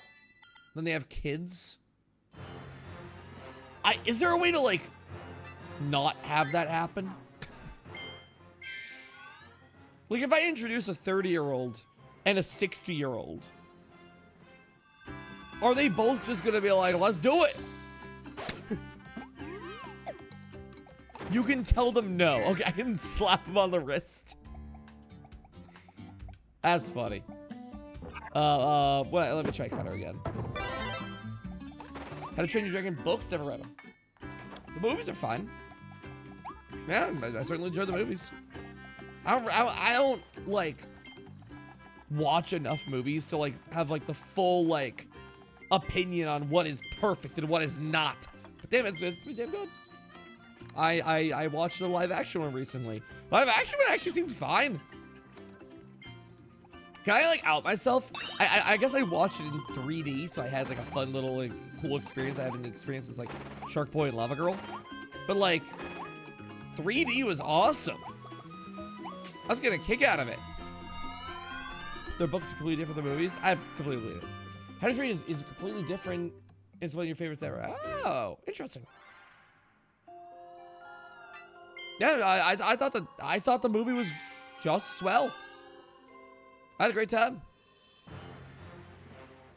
Me quirkiness in the RPG part. Yeah, I won't lie. That is one thing I'm not, I guess in a sense, stoked for about returning the Metopia series. Is I'm like, man, the RPG action was just so good.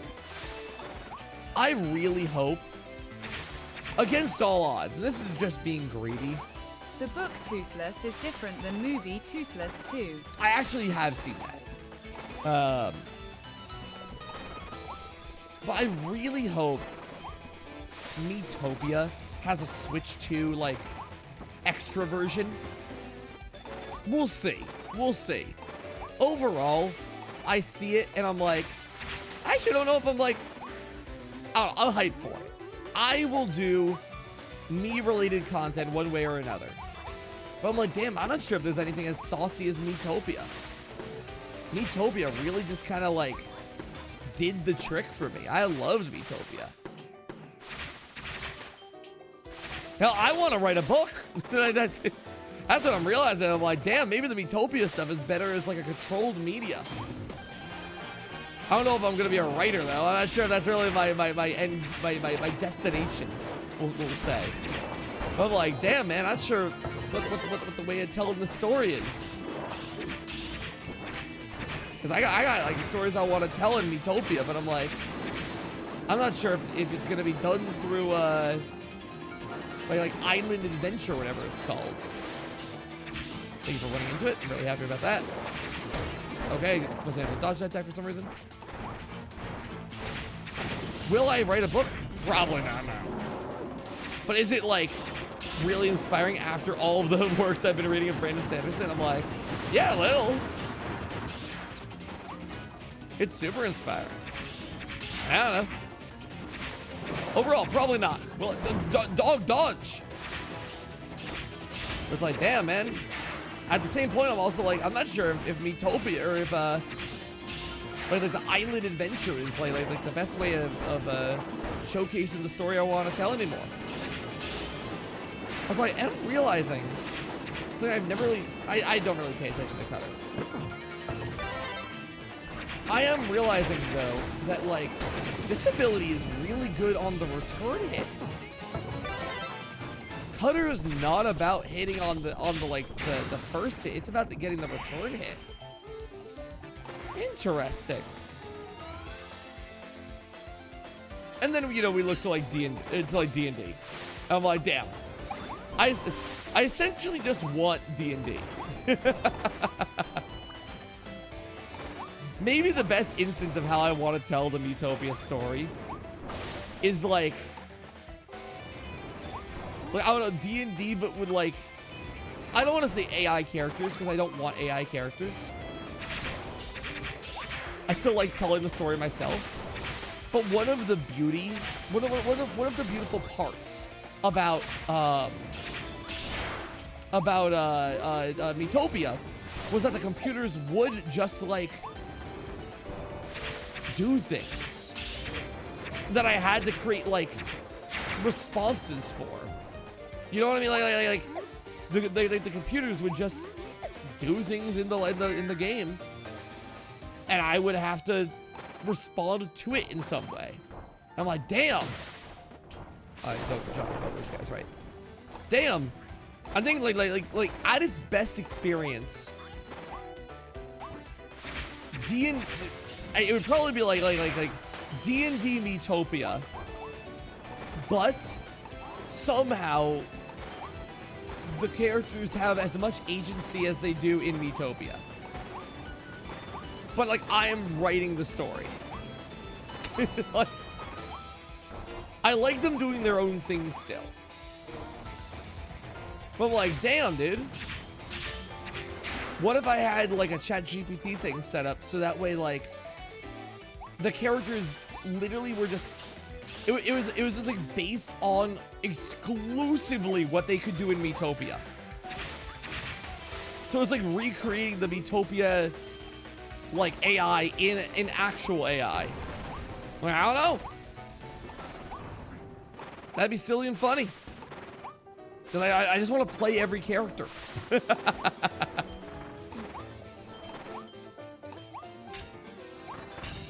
don't know. I'll just do like one person D&D. It'll be really sad and quiet. First time catching you live, welcome. Normally I have a little bit more of a point to this stream. One person D&D podcast. Oh, you know it. You know what's really funny? I actually had... Speaking of D&D, oh, what's up? Have you listened to any D&D podcasts? Critical. Many of a while them ago. have crazy big backlogs. I listen to them when traveling a lot. Kinda like you've been doing with audiobooks. Oh, hell yeah. Yeah, Critical Role was like, the OG for me. What I was gonna say though is, like, what's funny is, I actually had like the idea for, like a power system that I was gonna do in my own little D&D one shot. when I was like really kind of like braining through like D&D stuff. And ironically, now that I've like seen other pieces of media, the power system I had was similar to elements of some of the power systems in the Brandon Sanderson books, and I'm like, oh, okay. There's also a manga with a very similar power system that I liked. I'm like, how interesting. Oh well. There's other people out there that have the similar thoughts, but express them on much larger platforms. How interesting. But yeah, dude. Do you used to run the Purple Chef YouTube channel? Absolutely. That's my favorite audiobook. The Purple Chef videos. Dude, I don't know, man. Audiobooks are fantastic, though. Give me something else. I love these kinds of streams. Give me a little talking point here. Give me a little yapping point. I mean, D&D is also just so much fun. I love that goddamn website. I love that goddamn game so much. The idea of like a game that like exists with its own like sets of rules, but you can like edit them as you please. Oh, D&D is at its best. And if anyone in the is in my D&D group here that's chilling out in the streams, D&D is at its best when it's like confined to rules, but you can push it within the rules every so often. Oh, it's good. It's good when it can do that. Dodge this. Okay, so let me actually lock in for a second here. So I guess with no, yep, a little too late. So I guess with this, I want to be like doing the most damage based upon like the retracting damage. Nope, not that. Hold on. You get the most damage done when it like comes back to you. 3 sweeps, or maybe make it close enough to get like One the. book I've been enjoying is called Piranesi. The setting is an infinite house. Ooh, that sounds sick. Yeah, if you guys have any book recommendations, please tweet them at me. That'll be the place I can see them like the most readily. That's a sick pitch, Tin Snow.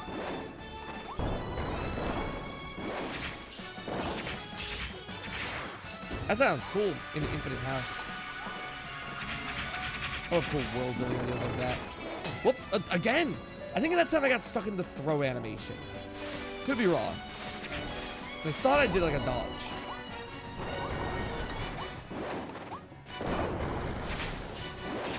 I don't know. I just the stop attack, did at least one more. He stops it there, okay. Melee attack? Don't know where I am. Oh. Seems every so often I lose the inputs. I think it's like I can't buffer input like when he's throwing them or something. I gotta learn like tech. Ooh, that sweep barely missed. Where's he going? Oh, just move it over here. We'll throw that in the air. I'm gonna keep that there for a second. And then bring it back. Whoa! Tried to dodge in the air. Not how it works. Hold on. Whoa. Block in. Dribble. Whoa! Not the dodge I want. Keep that there for a second. Let him walk into it. Cut his angles. There we go. And then once I get close, yeah, Final Cutter just does damage. Of course, it just, you know, risks that. What? I thought I dodged. Hold on. I gotta learn something. I gotta check that VOD later. But I thought I dodged that well. I got a VOD review. Ah, damn. Excuse me? I like my ability. There you go. Let that go for a little bit. I saw someone's first time chat message try and use the TTS thing. For reference, TTS is a donation thing. Thank you, though. Dude, I'm also getting messed up in this fight. I gotta get better with Cutter. Like, you know, everyone can have abilities that they're bad at, but I want to at least be good with each one. Like, that was bad, dude. That was just a bad performance. Paranoia. We'll keep that in mind. How many bananas did you end up eating? 10. 10 total. Oh. The pre-made D&D characters to solve the I want my characters to act like character problem. What, if I did like D&D? Yeah, but like I still need them moving. I guess that's the thing. The other beautiful thing about Metopia that really kind of worked was like, it was a Nintendo game. Welcome, Gibby Gabba. Or Gibba Bibba. It was in like a new Nintendo title. So it was also just fun because it was like new and modern and like I was actually making progress through a game versus D&D, which is like infinite. That's sort of the issue. It's like, okay, it kind of worked because it had limitations. I think I am at my best when I work with limitations that could still be anything by how I gimmick it. Those are my favorite ideas. Like, if I do the D&D route, then I'm also making everything completely. And I'm like, that is a lot. Like, especially if I'm only getting, like, respectfully, if I'm only getting, like, 200, 300 viewers, respectfully, I say that. Because then it's like, okay, if I'm putting in, like, 10 to 20 hours to, like, make the world and make it feel connected and complete, and it's, like, not... And I say this again, all respectfully, making its time back to me, I'm like, at that point, I'm gonna get so burnt out because I'm already working with so many like videos and tasks and things just to let my life run smoothly. By all means, I think there just needs to be like a compromise of like, the beautiful thing about Metopia was I didn't really have to prepare a lot. Like, I could prepare what I wanted, but if there were times I just wanted to let the game tell the story, I could. What made you think of a New Yorker fairy? So for context, the D&D character I play in my other friend group here, that actually GG Gabriel Gaming hosts, that character is a like fairy rogue that I thought of because I didn't think I was gonna be playing the campaign a lot. I really had no idea what that D&D group was gonna like become, and so my thought was like, I'm gonna create a silly character that has, you know, no like insane backstory and is just more about the like the gimmick of being a rough and tumble fairy. I wanted to play a small little guy, but fairies I feel are often feminine coded, where it's like, okay, they're often, you know, like kind of like hourglass body shape, you know, with names such as like Melody or Sequence, you know, like something like that. I got into the last video. I was the one who sent the "you should ban all but 12% of the chat" that's a good comment. message. That was a good comment. My life is finally complete. Hell yeah. It's strive for great, but Boomerang. yeah, essentially just wanted a character that was like a more rough and tumble. I play like a very kind of like sheepish character in another campaign. I'm like, I don't want to play a pacifist. I just want to play this like fairy character. He was just, you know, like a larger, heavier set 40-year-old man named Melly that is also still a fairy. That is a rogue, and I'm like, this is a funny gimmick to me. And usually those characters are the ones that people like the most. Oh, did I spit out Cutter? Damn, well I already did. People seem to like the characters I spend the least time thinking about. Where I'm like, oh, I just have a funny idea for a character gimmick. And then I expand their character. In case in point, any Metopia character ever. Some of them have like thought out lore. But most of their lore is brought about by, like, at first they were an impromptu creation, and then they became like a larger character. It's like, there we go. I think that's just generally just how it works though.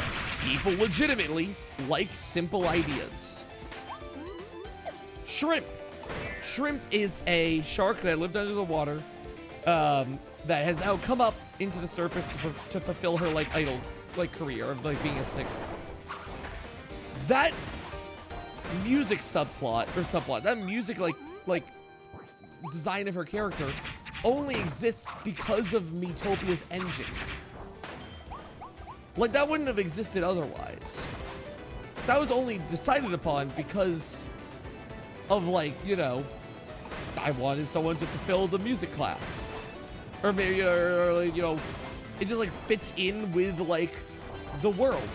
And then when I was developing Shrimp as a meme, it was literally just, I want to create a character with a big mouth. That was it. I was like, I want to create a character with a big mouth. And, oh, what if I made them, like, have, like, spiky teeth? But the big mouth is often associated with, like, being, like, a scary thing. What if I made, like, a really sweet young girl? You know? And then, like, oh, big mouth, sharp teeth, shark. I like the shark idea. Oh, my God. I keep on mashing. Actually, I haven't done a bomb yet. That works out. And then I had to give her a class, and I'm like, big mouth.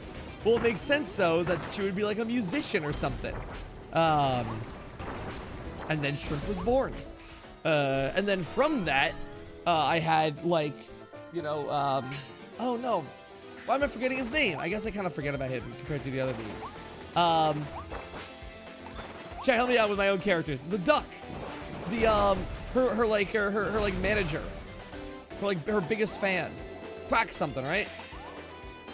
Been a while. Bill! Big Bill! What am I saying? Quack. Big Bill. And then I, like, developed him because I'm like, oh, that's a funny, like, foil to her. Albeit they never got, like, the most development as a character, quote-unquote. But, like, Erica, a giant fan favorite from, like, from the community. Erica was developed because I'm like, oh, I think it'd be funny if I built a healer character that is completely over it. Or, like, was over, you know, was super into it, but then it has been over. It's not an original idea by any means. But it also is a nice, like, quote-unquote straight man in, you know, contrast to the characters that have giant eyes and giant mouths and stuff like that. And then when it came time to play Metopia Switch, it just kind of worked out that, you know, I'm like, it'd be funny to have her be the swordsman now. So if she's a swordsman, that means she, you know, after the party was done, she got tired of, like, you know, the whole healing thing entirely. My favorite character ever, smiley face. I appreciate it, but that's what I mean. Pretty much, that they're based off of, they're products of the game giving me limited options. You know, like, I can't say that, I can't make Erica be like a level 20 healer in my Switch playthrough, but a level 1 warrior. Even though that's what she would actually be. So I have to have a reason. Why does she not heal? Is it like an oath of the sword kind of thing? Is it like, you know, like what's the reason? I have to create that narrative. So that's sort of where it comes from. And that's sort of what I'm worried about with the new me game, is I'm like, damn, if there's nothing pushing against what I'm trying to do, then will there be that kind of balance, or will it be like, you know, like too far down like my rabbit hole, which I'm not sure if I want to go down, or if I kind of like it when it's a balance. So I don't know. Anyway, I just have like that general thought process every so often. And I think, again, Metopia was like a really nice, like happy storm of just like a bunch of different ideas working out in a really fun way. Like, put a bunch of bombs there. And I want to do a bunch more me-related stuff. because I think I really like it, and I know you guys like it, and boy, I like telling a story. So it kind of works out like that. I don't know. Metopia is fun, though. I'll only say that. Metopia is fun, but I already played the game twice. I don't want to retcon an entirely new story. It'd have to have a reason. If the game came out again, with like, you know, like the Switch 2 version or something of it, then I'd be like, I'm in. Let's do a whole new story again. But that means it has to be the meeting of like purpose meets my interest. And when those two meet, we're in. Modded or Nuzlocke Metopia? Absolutely. I think that is probably the best immediate solution for it. The issue and you know, the kind of eternal issue is what makes it really interesting to me is when it's also a new release. And so it's almost like, on one end, I love doing it out of the passion. On the other end, the YouTuber in me that likes making, you know, videos on new games and like developing ideas around new games. That idea, that me is also completely fed. Because then I'm like, well, perfect. It meets in the middle for like the best experience. And by the way, there is actually someone out there who has done a Metopia Nuzlocke if you guys are interested. I believe it's mainly their own character. Or it was mainly real, like, fictional characters, which mind you, my Metopia series also had that. Who? I don't remember their name, but you can absolutely find it by just searching Metopia Nuzlocke.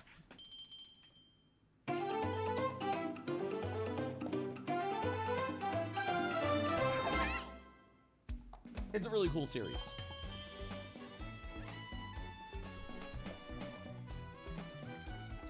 The meaning of purpose versus my purpose. Exactly. I mean, well, I'm not sure if I said exactly like that. But it really has to, like, it has to hit that sweet spot of, like, I gotta see my eyes gotta light up.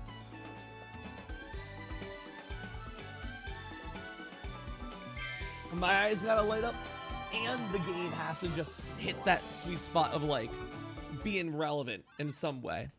Then I'm like, I'm in for anything. Then I'm in for anything. My brain is very shrimple, so I can only partially understand the opposing force of limitations driving you to find a solution when you could just create the limitations yourself. That's exactly it. I think it sort of goes hand in hand with, like, YouTube as a passion and YouTube as a business. I love YouTube as a passion. I will never, like, stop loving it as a passion. The reason I do YouTube is because it is a passion project from the beginning, and it is still something I love from the bottom of my soul now. At the same time, YouTube is also a business to me. It is something I dedicate a lot of my time to. Let's do Tornado. I gotta get better at Tornado. A lot of my time, thought, energy, money, resources, other people's time, other people's money, other people's resources into making happen. Oh, excuse me. Like, for me, it sort of is a... It's gotta be crazy, crazy for me to have only passion fuel a project. Like, for me, D&D is like the perfect thing. I play D&D every so often with some friends, and it's not a streamed thing, and it gets to stay as a thing away from content. And I'm like, awesome, perfect. You know, it gets to stay away from, you know, content. Every so often I can talk about it. It's all well and good, by all means. But, like, it's not like a thing I have to worry about every week. It's not something I have to go into the week being like, okay, gotta get prepared for the D&D stream. Gotta get all the new things prepped. Gotta set up things here and there. That's bad. By all means, if I was a DM, maybe. Shout out to our wonderful DM, Gigi Gabriel again. But it's like, okay, you know, there's a certain amount that I can just stop not caring, but I don't have to worry about, respectfully, like the money behind it. It doesn't have to be something where I'm worried about the viewership of it. Like, I do still concern myself with viewership and growing and the normal things necessary of a content creator to stay relevant in, you know, the year of our Lord 2025. I want to try something real quick. Hold on.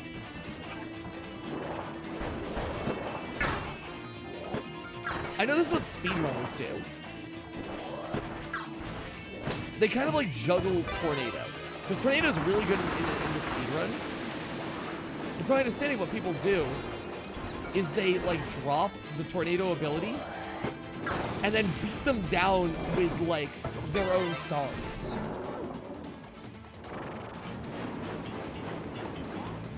Very interesting. But yeah, that's sort of where like D&D and like everything kind of have like a headway. Okay, let me just inhale all those and not lose the ability. There we go. I'll say this method of using Tornado is kind of working out. I'm afraid it still just does damage. Essentially, if I get stars in there, I think I can like demolish them. That's good to know I can just do that then. I gotta get better at Tornado. But yeah, essentially that's sort of my situation with Metopia. Metopia was wonderful. And I don't think there will ever be something that really does it for me like those Metopia series. But man, if they ever do another Metopia full, I'll be right there. Because then truly passion will meet purpose again. That said, the new game, I still want it to people have waited enough time for some Metopia content. So I'll give what I can. I will just say, to those who have waited for Metopia forever, it will be more of an epilogue and not an entire new journey. It's all I can say now. Because I don't know. We don't know anything about the game, so I can't promise anything. That's all I'll say. Also, hello, so many first-time chatters. Welcome. I'm yapping today, dude. Normally I have purpose to the stream. I'm yapping today. This one's just a chill one.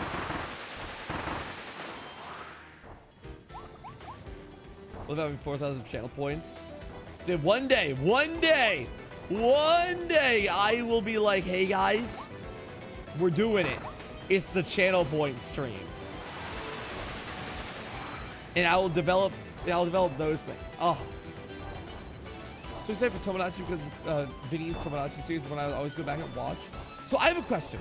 I never watched the series, but I am familiar with it, and I'm familiar with Vinny, absolutely.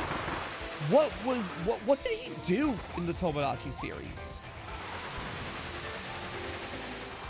Like, did he have like lore and quips? I imagine he must have a lot of quips. Vinny's a very funny guy. Because I also know he had like a character-focused series. What was that series?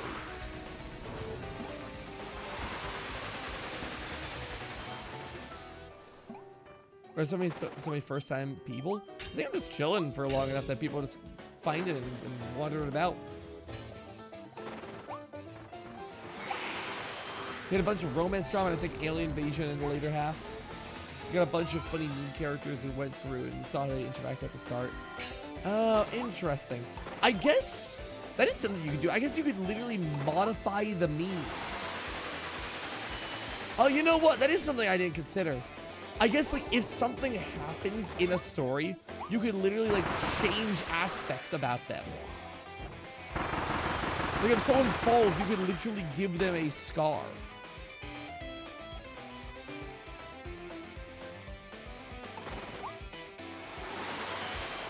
Or something like that. Interesting.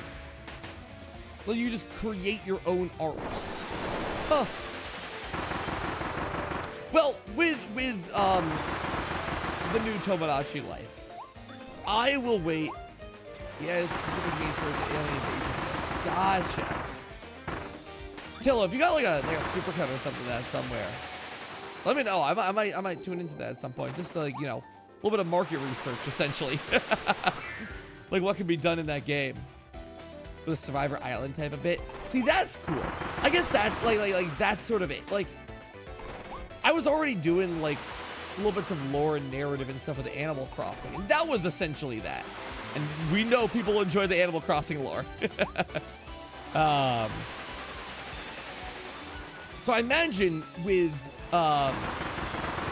this game, assuming, you know, depending on the customization and what you can do, I imagine this game will kind of have a like Metopia meets Animal Crossing kind of lore and how I'll handle it. Which I'm sure for some people is a very exciting sentiment.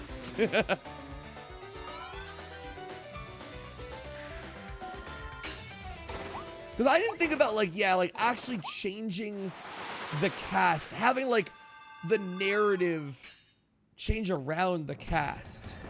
Interesting. Since of Animal Crossing characters is Tingle and Goose and David Bowie. Okay. Let me try out the strat here. Yeah, I think with a upcoming, you know, Metopia series, it would still have kind of like the Metopia blend.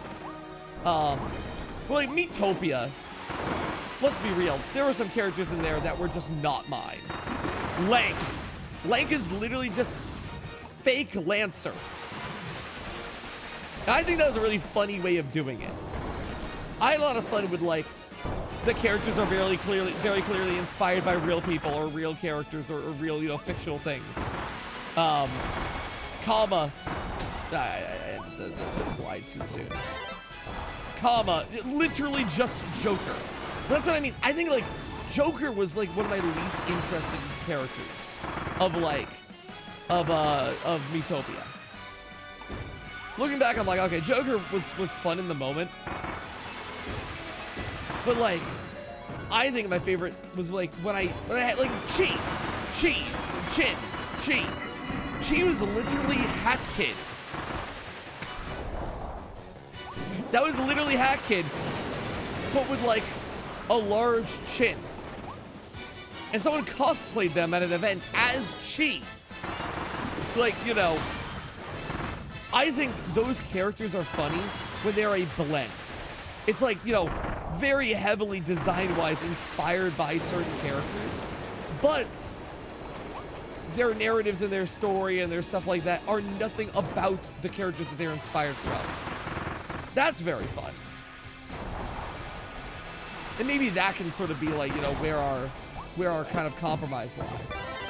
Yeah, Bo is a boo, you know. Exactly. So, I think to that degree, you know, that will probably be how I pursue the next game, where the characters are OCs with asterisk marks. And there'll be, like, different characters because of that. So, it's interesting. Oh, no.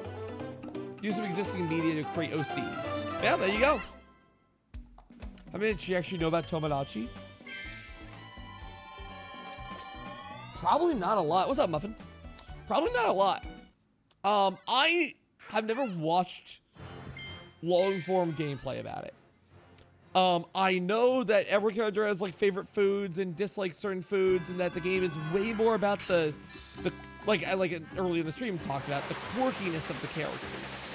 And it's like a dating thing, and you check in on characters, and there's like a news thing that starts each day or something like that. Outside of that, yeah. I believe you yourself are just kind of like God in a sense. So, like, you know, there's no... You aren't a character. You exist as, like, the all-seeing hand. What other abilities have I not used that I want to practice more with? Cutter I still suck with. You, the player, are like this character, and then you have your look-alike. Gotcha. That makes sense. That makes sense. I didn't use ice. Let me do ice. I gotta like learn ice dodging. Prince of Reality show sorts you could give to me prize or punishment. Oh. Gotcha. Oh, and you can make them like rap to each other and stuff. Oh, and sing. You can make them like do like little performances. Yeah, that's right. Do I get it? Did I get it? Like, I have never seen like a long play of the game, but I'm familiar enough with like clips about it that I'm like, this is probably what it's about. This is the whole reason people were sad. No TTS in Metopia. Yeah. Well, to my understanding, it's back in this game. Yeah. Shrimp will be able to sing. That's funny. Oh man. I will say, just to set some expectations, there will be some returning characters, but far from every character will actually be included in this upcoming in the upcoming series. For people who don't know, I have loose plans on what the series already kind of looks like to start. In way of like the Metopia cast. In way of like the quote unquote lore. I may have mentioned it before here and there, but what I want to do is have essentially like a time skip since the last Metopia series. I can't block it in midair. No, but I can double click in midair. That's right. I want to have like a 30-year time skip or something like crazy and long like that. So I'll figure out what it actually looks like. Also, I want to test something. Is the best way of doing Is the best way of doing damage with ice this? Wait, hold on. Isn't it like alternating like that, or something like that? Do damage. Explode. Hurt yourself. Isn't that like the easiest way of freezing people? It's been a while since I like labbed with Kirby. I thought it was like block canceling. So if I dodge, I can go like that. I want to spend more time with ice. I think ice is a very interesting ability. It's like this, right? Yeah, something like that. Like you're attacking this. Whoop! You're attacking like the rhythm here.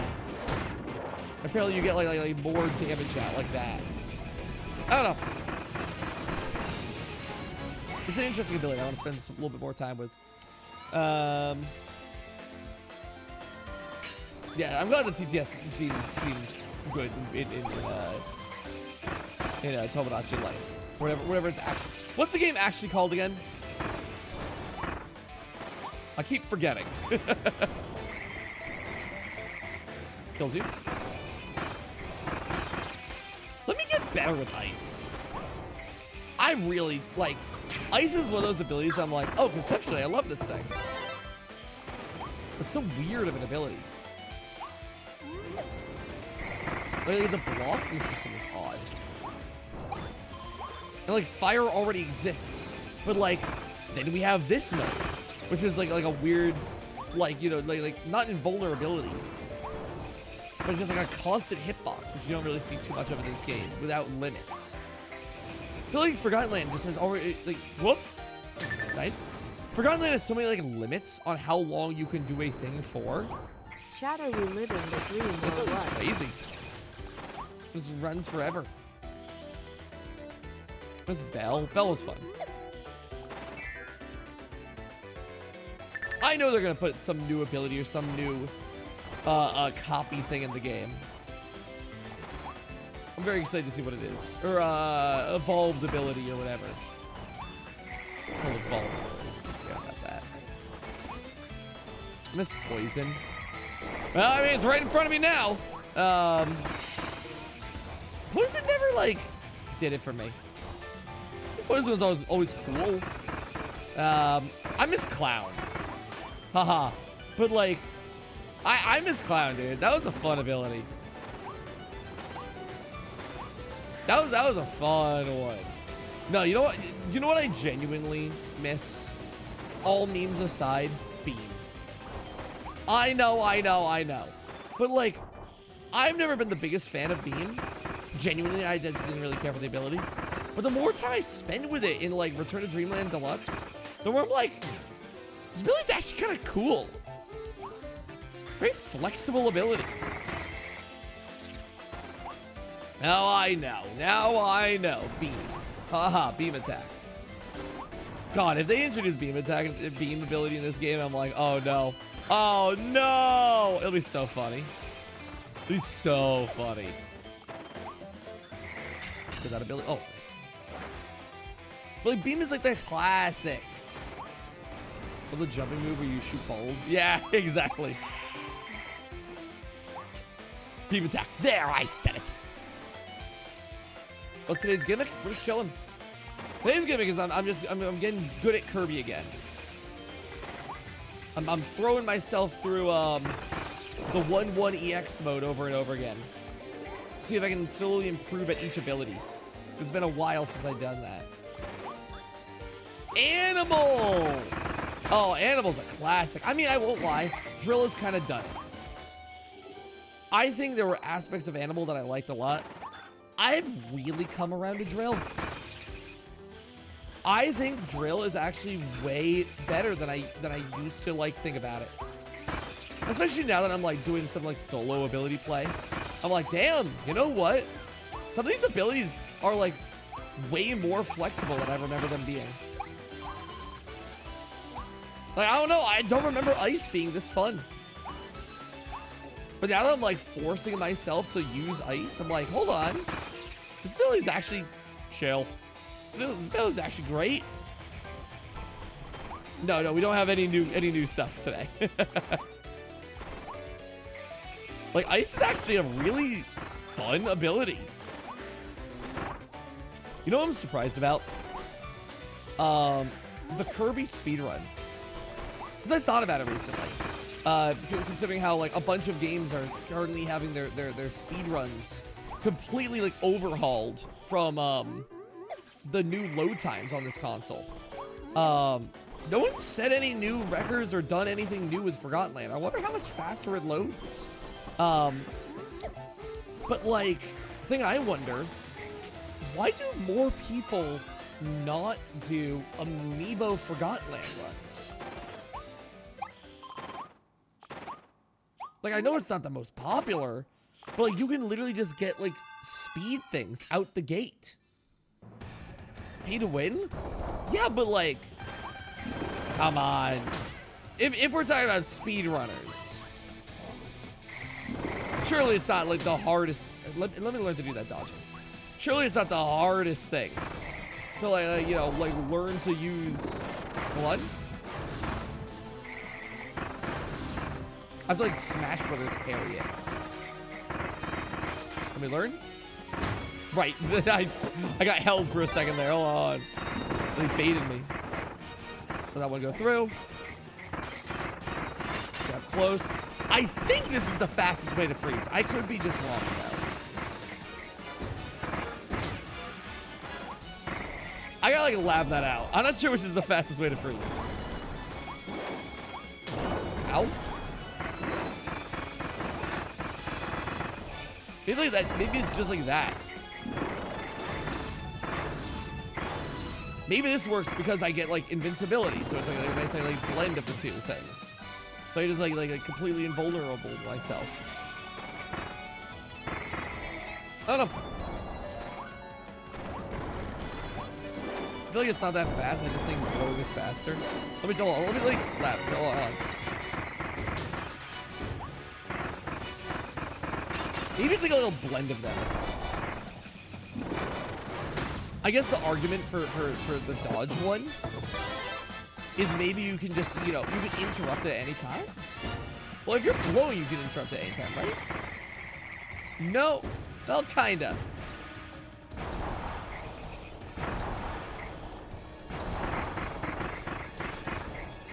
I don't know if it's faster. I don't think it is. It's like safe, but also still freezes. Let me try it. Hold on. Yeah, that one's gonna go. I don't know. Where's my ability? Where's my ability? Ice. Ah, I think I spit it. Whoops. The rare Failboat like IRL stream. Like just chill conversation here. I would like a star. I like a star. I would like to kill you. Thank you. Oh, you shot the ability? Yeah, I think so. That makes enough sense.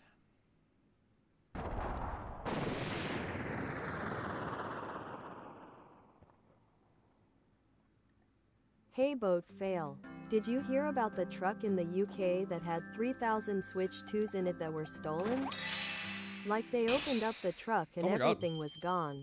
It reminds me of 10 years ago when a truck full of Splatoon amiibos just went missing on Splat 1. Launch. Oh my god. The entire truck. Part 2 Boogaloo. Damn! Reminds me of when a bunch of things of toilet paper burned. like a truck of carrying toilet paper just burned in the middle of COVID. Everyone was like, what? No! Precious material.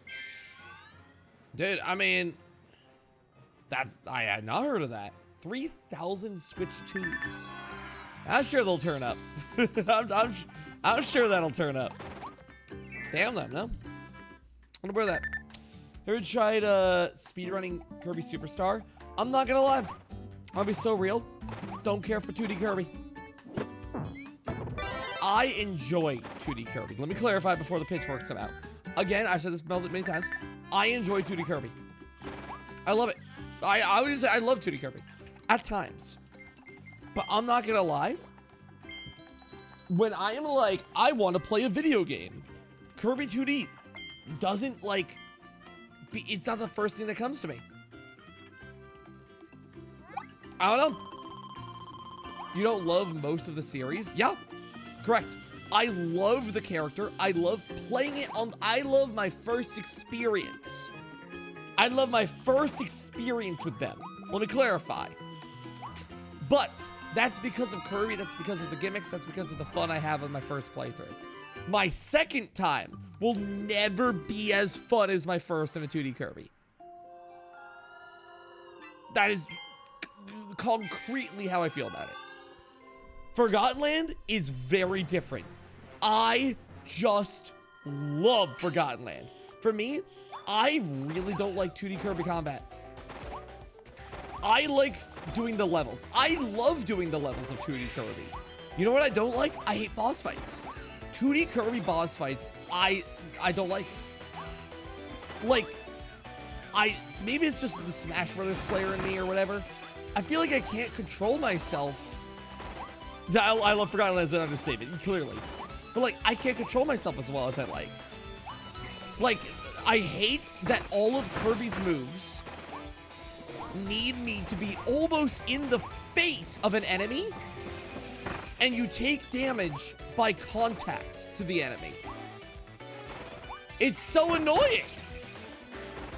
Like, if you use the rock ability, most times you will end up within the boss, and you just have to wait for a while for them to move. And often the arenas that you fight in are kind of small. The Rock is Sakurai's greatest blunder.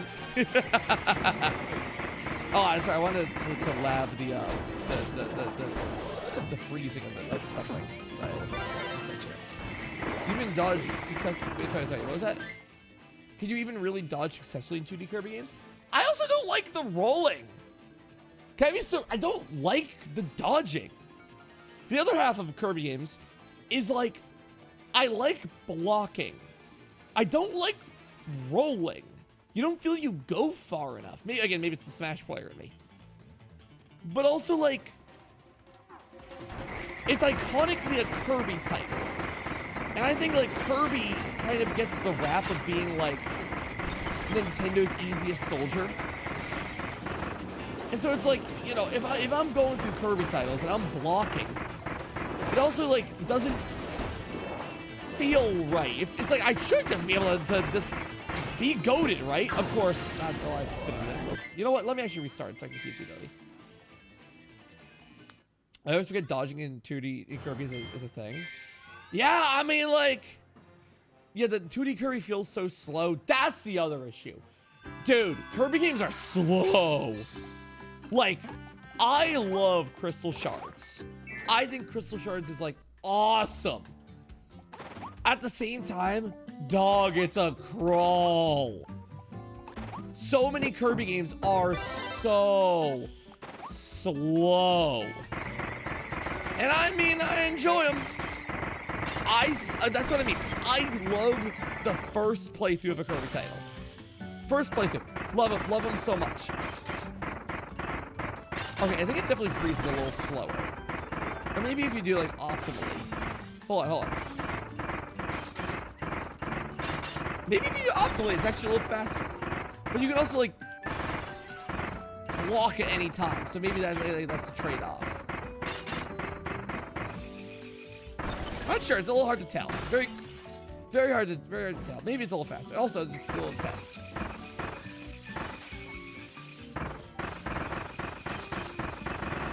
Feels like the kind of ability that you want to use all the features of. Yeah, Kirby Epic Yarn is great. Dude, Kirby Nightmare in Dreamland? Kirby Amazing Mirror? Oh. If Kirby Amazing Mirror didn't run like ass online, it would be literally like almost a perfect Kirby title. Because that game is hard. But dude, the map system, ass. The lag and frame rate, and most importantly, input delay? Dude, what are we doing? That it's on the Switch, and the Switch has frame rate and input issues when it plays the game. I guess it's an emulated thing. This is a technical hard issue I can't argue for. But like, come on. It's so sad that the game... Dude, the game is awesome to play in single player. Oh, if it wasn't so fucking confusing. It's so much fun to play in single player. But it's ass in so many other ways. It's like, damn, it's a product of its time. I love Amazing Mirror. It's a special place in my heart because it's like my first Kirby title. But like, damn, that game. Look, I will say this one thing. People are wrong when they say there's no bad Kirby game. I'm gonna be so real. I'm gonna be the harsh critic you guys don't like to hear. There are bad Kirby games. I think, no, there are boring Kirby games. I think there are some Kirby titles that are just boring.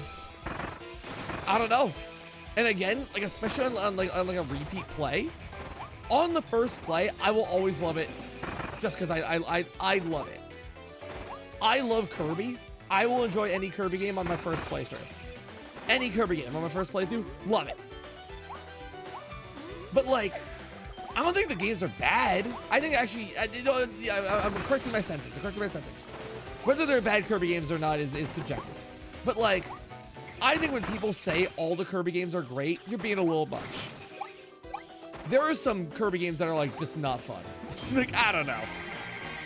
Are we really playing through Kirby's Adventure being like, dude, love it. Kirby Dream Land 3, love the game, love everything that it is. It's a little slow. Crystal Shards, genius game.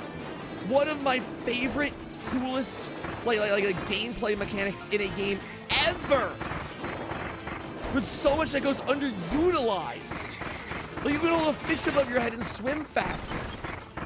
You can hold a bronto bird above your head and go like 10 times the you like glide. It's awesome. But oh, I forgot he just immediately hit it still. But like the game moves so slow. If people got upset at Kirby Crystal Shards just because of its gameplay speed, I'd be like, you're valid. Like, I don't know what to say. The game goes so slow. And I love that game. Kirby Canvas Card may be super frustrating when playing it, but Drosty is cool at least. That's cool. Like, that's the thing. Kirby always has some redeeming point. I don't think there's any Kirby game that's actually bad the whole way through it. I think every Kirby game has some point where you're like, okay, but this is awesome. Drossia and Drossia's Soul, when they like, I forget the exact song, but like that bounciness to it, dude. As a kid, I'm like, what the? What's going on, dog? Dude, Drossia's Soul and everything. Ah. And like Kirby Superstar Ultra. Oh, the Great Cave Offensive. Holy peak. But like, you know, that's also unfair. Superstar Ultra is like as close to a perfect 2D Kirby game as you can get. Except that maybe you could use like a nice, well, I guess we have like Milky Way wishes. Anyway, dude, no 2D Kirby games. I don't know. For me, it 3D Kirby does it. And it's sort of the mix of like, I need something to make me go faster anytime. For me, it's this. It's the crouch dashing. Or the slide canceling. The thing that I'm doing every time I move in this game, it's that. That makes me love Forgotten Land. If Forgotten Land didn't have this tech, I would probably not play Forgotten Land nearly as much. But because I actually feel like I'm doing a speedrun thing by playing the game, it's like, that's fun. Plus, I also just like it. But I'm guessing you like 3D rather than side-scrolling. That's the other half of it. The game is more interesting in 3D. Like, the combat is so much better. Like, the fact that dodge rolling slows you down and gives you like a punish window is like, I mean, it's perfect. How could you not love this? The abilities are, I think there's too few abilities. But almost in the sense of like, I don't know, to be fair, I don't really use all of them. Like, I really never used drill. You know, at the same time, you could say this in you know, the 2D games. When was the last time you used every 2D ability? Like, I'm sure you didn't use whip all that much. But at the same time, I'm sure if I asked you to defend, you know, if I was like, oh, should they put whip in the next Kirby game? You'd be like, yeah, dog.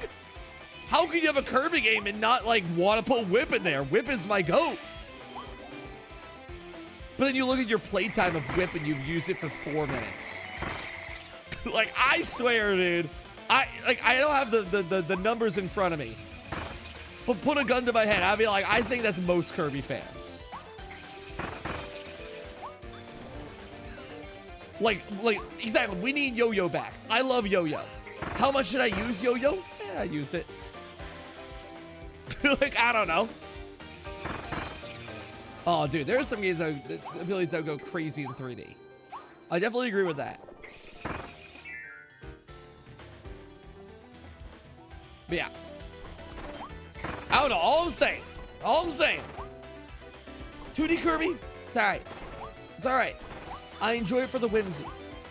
Forgotten Land? Oh, what a game. What a game. I totally get when people are like, it's too easy. That's why I'm really hoping Star-Crossed Worlds kind of shuts people up a little bit. It'll still be easy. It's Kirby. But like, I want a little bit of sauce, you know? Just a little bit of like, oh, wait, hold on a second. I want players to die to like bosses. Dude, I'm gonna become a Donkey Kong YouTuber. I'm so excited. I die here. I lose ice here. That's actually so sad. I'll take Tornado though. Gotta get better at it. Oh man. What an unfortunate spot to let that fall. You know what? I actually did Tornado in this fight. Let's run classic gun. Bam! Let me run classic gun again. I think gun is my most experienced ability in this game. Despite the hammer stuff, gun is like my go-to. Like the dodge attack is so good, and it also just fits the 3D engine so well. The aiming just, dude, real talk? The aiming of gun ability actually feels great. For this being the first Kirby game ever, you would not expect their, like, understanding of 3D to be this good. The gun feels like the best in this game. No, don't spin it. I almost spin it. Like, it's just so solid. It kind of has everything. It even has a melee. Kirby with the gun is also funny. Yes, I agree. Like the dodge attack is good. The way if you do 3 dodge attacks, you actually sometimes get punished. Like the actual charging mechanic is wonderful. The upgrades are all great. Yeah, I mean the double gun, classic. Space gun, classic. Single shots, wonderful. But like there, if you greed too much on single shots, you do get punished. It's a safe ability, but not one that's like also like insanely broken. It's great. But yeah. You know what I've also been liking recently? And you're gonna be like, you didn't like it before? Kirby Air Ride. The answer is, I have liked it before. I loved Air Ride. I played a bunch as a kid. But see, like there, I did like 3 shots and I couldn't get my 3rd dodge off. My extra dodge off. But if I had only shot twice, I actually would have been able to do that. Oh, I love it. Dude, no, you know what? I, as a kid, liked Kirby Air Ride. As an adult, no, sorry, other way around. As a kid, I loved Kirby Air Ride. As an adult, I liked it. And only recently, I've come into like actually loving Air Ride again. You know why? I'm running off Dolphin off my laptop. Dude, Dolphin on my laptop until she Air Ride. Sorry. Dolphin on my laptop is awesome. Dude, she ride on my air until I swerve star. You're so true. That no one in chat said that. I just said that, and I put a plant in the chat. Oh no, dude. Like Air Ride City Trial, I've been getting better at it. Like actually, I'm like, I want to actually get good at this game. I'm like, you know what? I see people doing crazy stuff. I want to actually get good at Air Ride. And every so often, I'm like, I got 5 minutes to kill. Like, hit me with the game. It's awesome. I don't think it's like the second coming of Jesus Christ, but I'm like, damn, it's fun. And my favorite thing, you go fast. You want a quick Kirby game. Get good at Air Ride. Get yourself... Can you play some Air Ride on stream sometime? Oh, perhaps. I'll wait till the new game comes out and watch what happens. Once we see any more details of Air Riders. I'll just say, by the way, right now, I'm playing Kirby on occasion. The videos have toned down expeditiously. But just wait until Air Riders comes out. Oh boy. Oh boy. We're in. I'm playing. I'm going crazy. Kirby's content has slowed down because I think overall interest in Kirby has kind of died off a little bit. Fair, totally fair and valid. But what hasn't died off is my ever creeping love of Kirby. And boy, once they put him back in the spotlight, I'm in. Oh, I'm in. Oh, I'm so excited. Oh, whoops. You're a lab rat guy for Smash stuff? Oh, yeah. Like, that's the thing. Right now, excuse me. Right now, Kirby Air Riders is fun to play on occasion. Excuse me. I love how you get named like that. Oh, so good. Fun to play on occasion. But God, once that game like really comes out, I'm gonna be getting good at this game. I'm gonna be getting good at that goddamn game. Once we got like an actual proper dude, like come on. I kind of value myself as like the Kirby guy to some degree. There's a lot of Kirby guys on this platform. But like, if people are coming to me like, okay, you know Kirby stuff. You should do a Kirby Air Ride tournament with other streamers. The Air Riders, I already got in the thought right. I already got that in the thought bank. But like when it's time for Kirby Air Riders, I like, dude, if people are inviting me to collabs, I gotta be good at the game. If I like spend my whole life doing Kirby content, and finally a big multiplayer Kirby thing happens, and people are like, oh, come on and, join in with the collab as, as other collabs go. I can't be bad at the game, dog. I gotta be like stomping. I gotta be like embarrassing people. So as such, I have like direct motivation to like get good at the game. And that starts, playing it a little bit off cam. Casually, every so often. Pretty much what I do with gaming on my laptop is when I got a lot of time, Isaac, the Binding of Isaac, I'm in, baby. Tainted Lost Runs. I hate myself. When I got very little time, I got a little bit of Kirby Air Ride in me. Give me an air trial against the hardest CPUs, see if I can get any better. Let me improve at my routes. Oh, dude, by the way, for anyone who cares about the Binding of Isaac, Taylor, this one's for you. I am still struggling with Tainted Lost Delirium. I have now gotten to Delirium. Because I'm not even going to bother explaining the intricacies. I apologize for people who don't know. Very hard boss, very tough character. I have gotten to Delirium 8 to 9 times. And I've gotten their health bar down 4 to 5 times. Oh, it's not even hard getting to him anymore. That's what's crazy. It's like easy to get to Delirium. Almost easy to get to Delirium at this point. I have beaten a number of Tainted Lost runs in my just casual attempts to get to Delirium. But like, the dude just overwhelms me.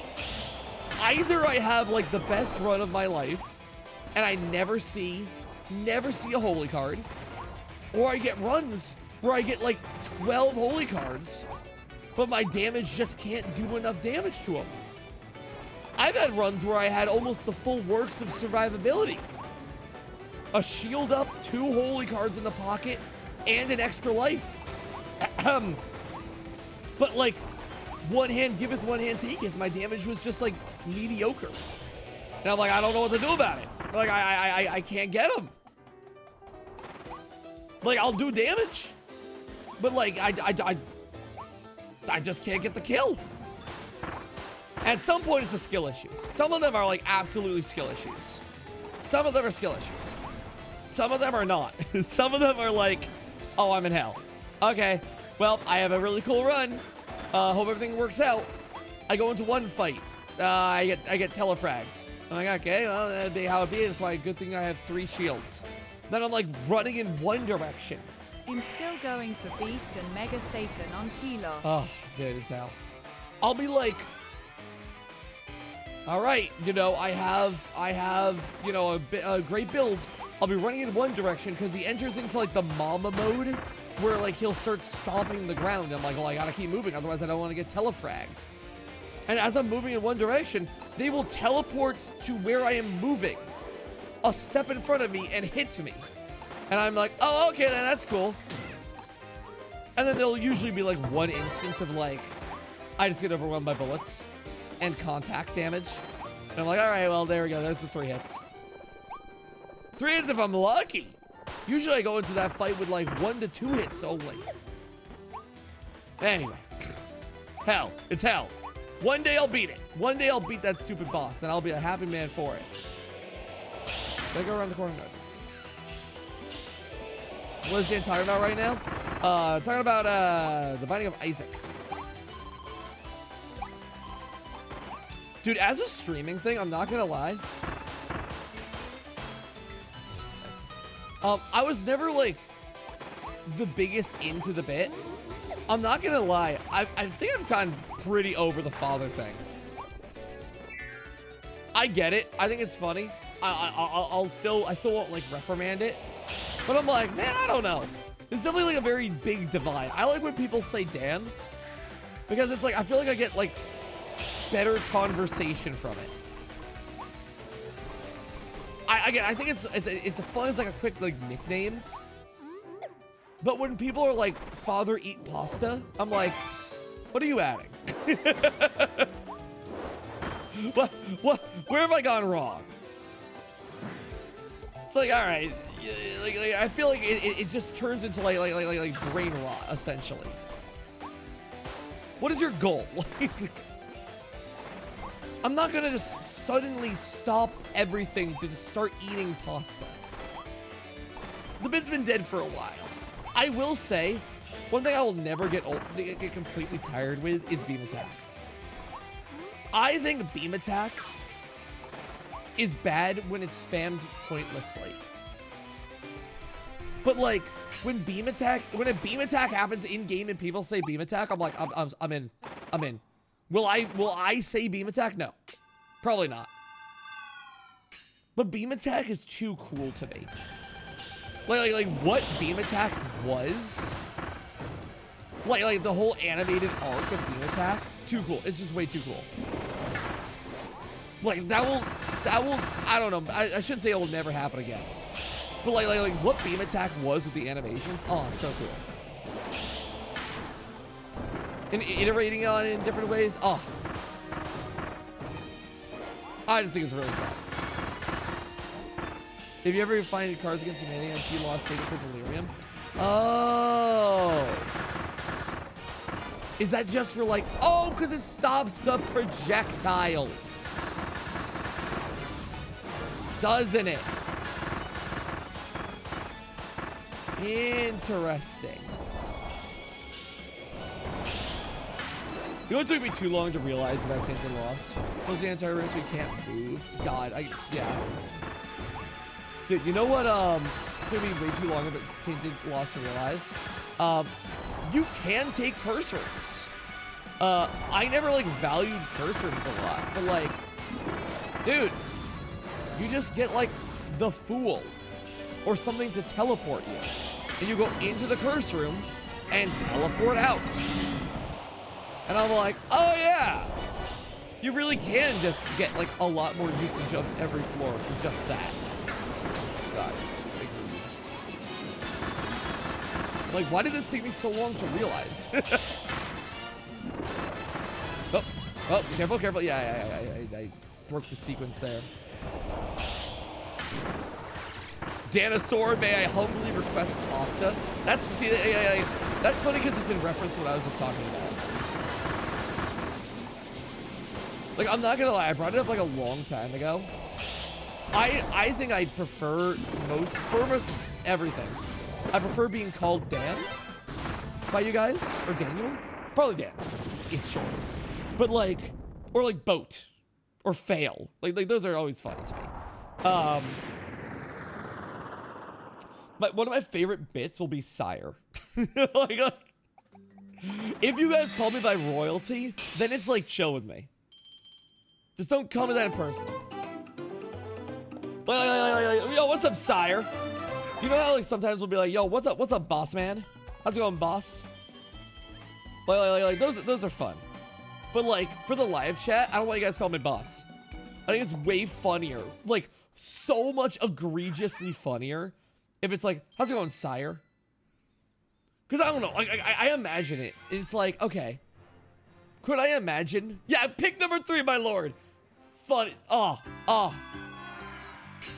That one's funny. Because, like, father is also, like, I don't know, that's hella parasocial. But, like, Sire? Sire is crazy. Sire implies that I abuse my power. Which I do. Which I absolutely do.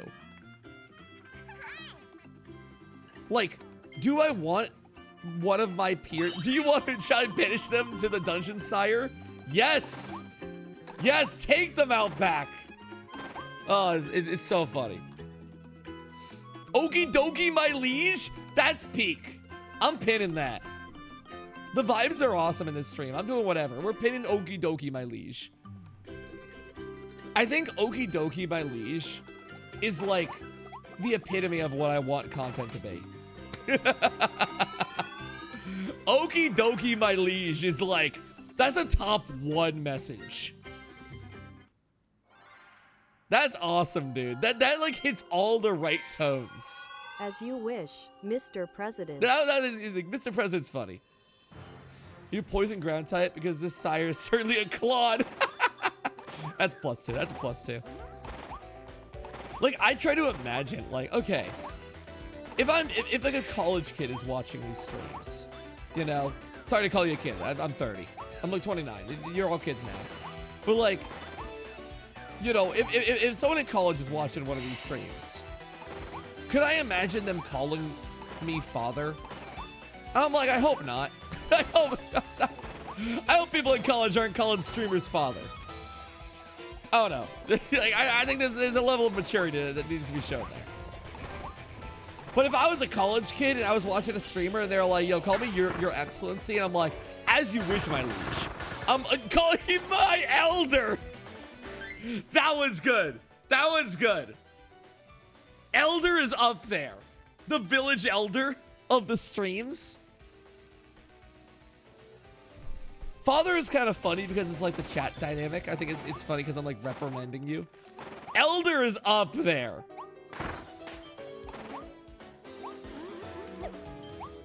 Like Elder working, it implies intelligence. Taylor, you're cruel to me. You're so cruel. I think that's even funnier though. Like the Elder speaks. that for some reason that's getting to me. Just something to the vibe of like, I say the tone of the stream and everyone in the chat is like, hark! The Elder hath given us the new prophecy. The Elder hath spoken.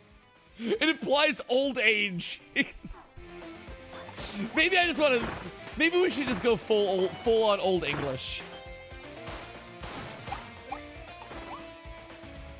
Dude, people gotta use Hark more. Hark is awesome. A premonition. See, okay. Chat.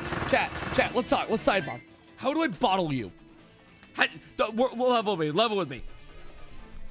Hark, old man. Like this is peak chat. How do I bottle this chat up? like when it's just like father drink pasta, I'm like, I don't want to interface with this. But when you guys are like making fun of me for being old and riding the hark bit, it's like we're on the same level right now. How do I? Maybe I just have to eliminate father. Maybe that, you know what? There actually is one bit I was going to do. This could be a fun way of ending the father bit potentially. Oh, dude. Okay. Hear me out. I'm pitching an idea to you guys. Level with me. So, I recently got ordained as a joke. As a joke, I got ordained. I can legally marry people in like one specific state. And I think it would be really funny. Oh, I dodged it. I got hit with like the Elden Ring mix up. It would be really funny to like ride a father bit of like, hello, I am Father Failboat, not in like the parental way, but in the Christianity way. Yeah, like that's wrong in so many levels. I'm not actually a father. But like that would be a really funny way of like seeing the father bit to its conclusion. I'm like, all right, guys, I'm no longer the ordained has expired, or I voided it somehow. We have to get another name. Chat, let's ride sire. You know what? The whole father thing is done. I'm all about royalty now, baby. I'm abusing my power in these streams. Send it. You see what I mean? Because right now, I totally agree. Like, your father has been kind of like written for like a while. We need to find some way of getting it, of getting it like done, and you know, finding like better relations with the chat. I think we're overdue for we're like long. To be fair, like the other half of this is like If I'm not mistaken, like the father thing has been going around for like a while. Can I just choose something random? Ah, this is curious. We've been doing the whole like father thing for a while. I think it's natural that we have like you know, the next the next coming of the nicknames, and eventually that one will get old. It's been going on since Metopia. Oh, dude, this guy. Metopia switched probably. I believe that. I think it's kind of gone on and off since then. A revelation, my lord. I think that will make streaming fun for me too, because I think that's sort of the half of it. It's like sometimes chat is awesome. And sometimes it's like, all right, guys. Again, it's like, Father, have you thrown up today? It's like, all right, yeah, I can joke off of it a little bit, but it's like I'm kind of through with it. And again, it's also like, I love Chatty. I think Chatty's existence is really fun. I want to keep Chatty kind of forever. I love this dumbass looking Waddle Dee. I love him. There's too many good ways. Sorry to call you a dumbass. Sorry. There's too many good ways to work off you guys. I love it. Chatty is amazing. Oh, yeah, I love Chatty. But it's when people are like, Father, give Chatty. Can Chatty have a gun? It's like, all right. We got it. Only so many times I can ride. Haha. Silly guy, have gun. Which, mind you, I'll ride that for a good goddamn long time to come. Check it, only speaking Old English. Oh, that might be a good way of doing it. Like Google Translate to Old English. I mean, shouts to when I had like Pearlbot, and you guys were talking like all your things became raps. Is playing gun Kirby? Yes, but notice how I haven't made any quips about it.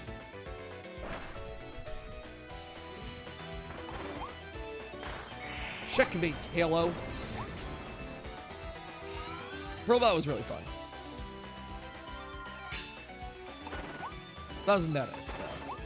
I love to see it struggle with new age slang. That'd be a good way of like potentially writing it. Potentially bring back Chatty Cinematic Universe, the little Chatty pot. I kind of have. I would love to do something like that. I love Pearlbot and like the flower and all that.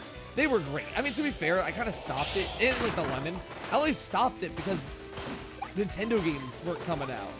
Like, those only existed when new things were happening. But now that new things are happening, I'm in. Also, sorry, complete tangent point. Isn't it crazy that there's a modeling software in Donkey Kong now? That's crazy. What'd you say? You should knight Chatty. Wait, hold on. You're actually insanely cooking. Okay, so now we just have to find the line between how to go from being ordained to knighting. Wait! Hold on! That's the line. We're like writing the stream now, and I'll have to pretend to rediscover all these jokes later. Dude, that'd be so funny if it's like, all right, you know, we run the father bit to the ground in that one stream as one final send-off. Chat, write that down. We're cooking. And then it's like, all right, can I marry people? Yes. Can I knight people? something, you know, we knight chat to end the stream. Doing so voids the pastor ordaining something so I can no longer be called father. Something narrative, something. Oh man, that's fun. What was that? Make Chatty say hark before it says stuff. That would add a lot. That'd be a good way, because then I don't have to like AI translate you guys. I just add that before every message. That would immediately like get the bits going. Just adding like a singular word that you guys say. If it reads father, you change it to sire. Yes, probably. I could definitely like force the language to be different. But I feel like that doesn't affect the mentality of the streams. Because then people are still just saying father. Because what I need to correct is not the word, but the mentality behind the streams. I think like adding a word like heart helps get the mentality going. But straight up like replacing a word that someone is saying is like, okay, that might be too heavy-handed. Or maybe it's the same exact thing and I'm just finding like arbitrary things. But it gives chat like a baseline of like, okay, oh so Hark is the bit. You know what I mean? God, I love Gilliboard. It's so good. This really is just the best ability of the game. Nope, I greeted. That's what's gonna happen. Chat, remind me to write down Hark. Remind me to write down all these ideas after this fight. So that they don't just like fall off right now. Like actually execute on them. I think I take damage here. No, perfect dodge. You'll DM mute? Oh, Talo, my goat. Thank you. We're gonna save this chat still. So you should have a Google Doc. You should have a lot of Google Docs. Nope. That was madness. You know what I also want to do more of? This is a big asterisk, so I'm not sure if I'll actually commit to it. Morning streams. Dude, I'm gonna be so real. Streaming in the morning is awesome. I've done it a couple times now. It's always great. Dude, I do a morning stream and I'm like, I actually feel great after. Like, I actually want to do something with my day. Yeah, that was fun. Sorry to quickly Isaac post for a second. You know what I didn't realize? Oh, I didn't like consciously realize. It's gonna be so weird out of context. The booger tears home. If you get like the booger trinket, God, I love Isaac out of context. If you get the booger trinket, like the tears that fire, they home on to enemies. I didn't realize that they always had homing. I thought it was like once it latched onto an enemy, if they died, it just kind of like gravitated to the next one. I didn't realize that they were always just constant moving. It's crazy. Anyway, Perfection Booger Trinket is busted. Yeah, they're homing. They're all homing, Talo. It's crazy. I realized it when I shot a Booger Tier accidentally in between two enemies, and it went like, doo-loo-loo, and I'm like, wait a second, hold on, hold tab. Item information. Like, oh, they're all homing. It's ridiculous. Ugh, love it. What a game. What a game. Also, little things like that. You know why I love 3D Kirby? I just keep on bouncing around ideas. You know why I love 3D Kirby? Dude, it's the little bits of tech. It's like the little optimizations. Like this.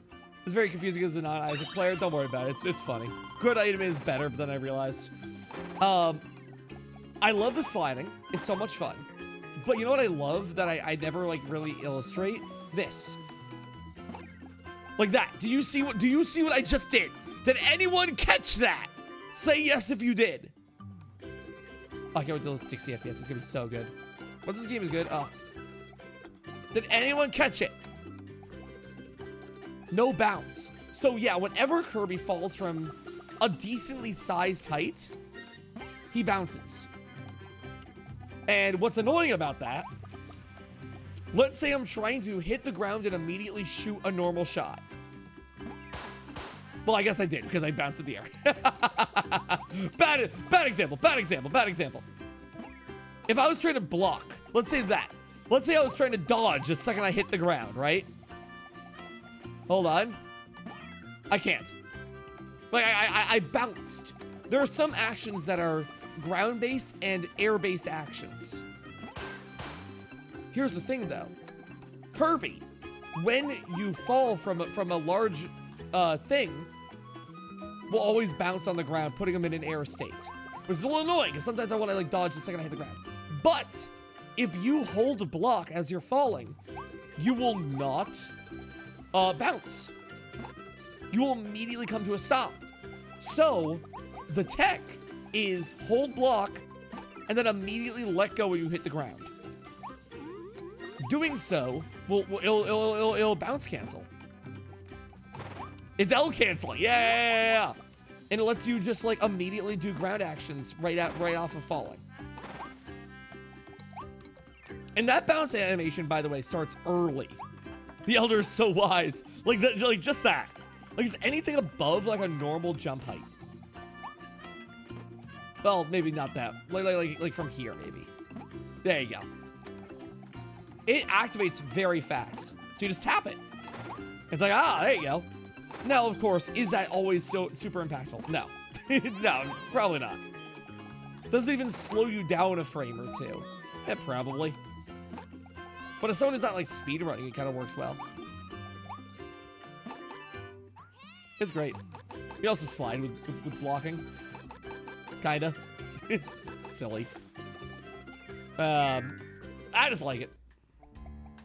No, I don't want to open the gift. I like leave them closed. I just like the tech. It's fun.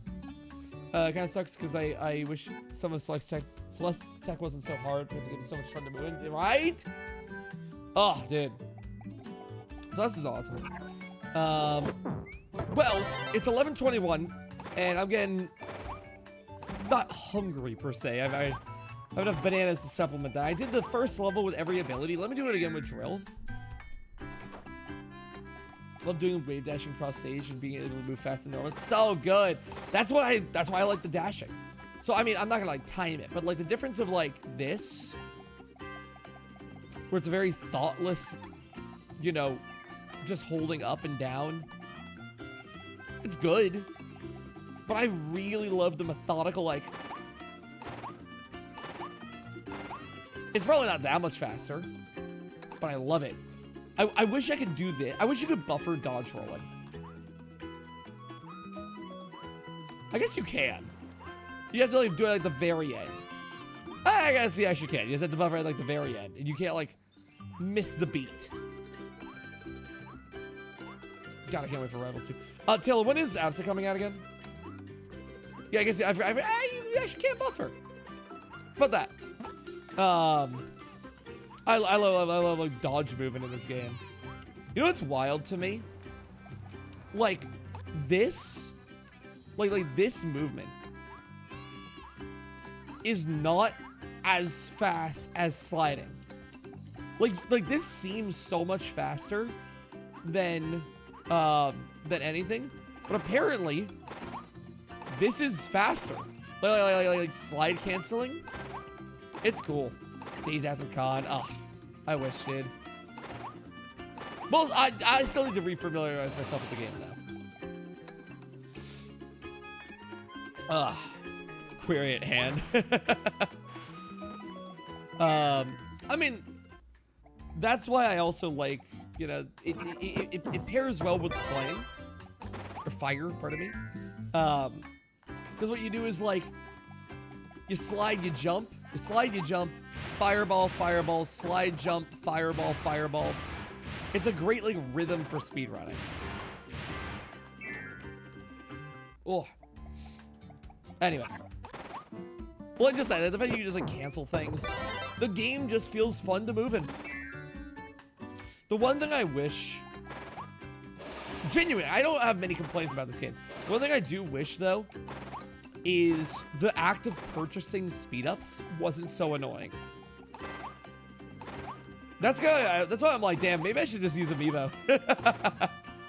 But like this guy, oh, it takes so long to get the speed ups from him.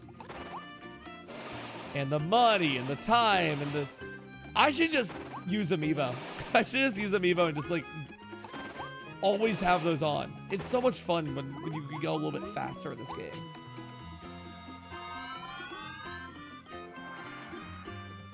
Where does progress go? On a new save file. All right, this is gonna be my last time through the world.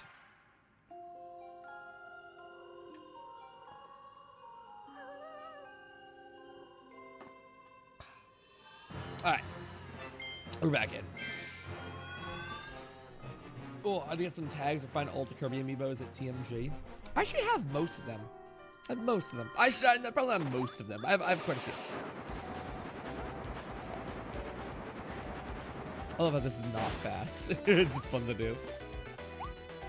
It's like over a week away. Oh, dude, TMG's so close, man.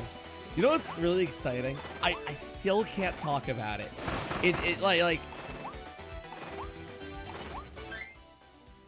I have 2 things in the works for the 14-year anniversary of the channel. On September 22nd, specifically. I have 2 things in the works. One thing I will say now is a plushie. I have a nice, fun, exclusive little plushie coming out. Very excited for that. Very excited for that. And then I have one more thing. And it's not... It didn't happen because of the 14-year anniversary. It's just really good timing that it is. And this one, I can't say... I can't give any specifics because there's so much planning that needs to be done with it. But I will say it is something on a stage I have... What the hell? You hit me on the ground. It's something on a stage I've never done before. Kind of. It's a very large, exciting new prospect. That's all I can really reasonably say. No one knows. I have a couple. I've only like the very few people in my life who actually know what the hell I'm talking about here. Because I'm can I just like do more damage by doing this? It is a very, very, very cool thing, near and dear to me, and I'm very excited for you all to see. But hopefully, it will be announced sometime the next month or 2. Lot of planning will need to go into it. Oh, you're done. Goodbye. Holy. Elder has bestowed us exciting, most wonderful news. Rejoice! Rejoice, chat! Ah, that's good. That's good. Rejoice! Oh man, I know this bit's gonna eventually get old and tired too. But while it's not old and tired, it's funny as hell, dude. Hitting the rejoice. Oh, that's solid.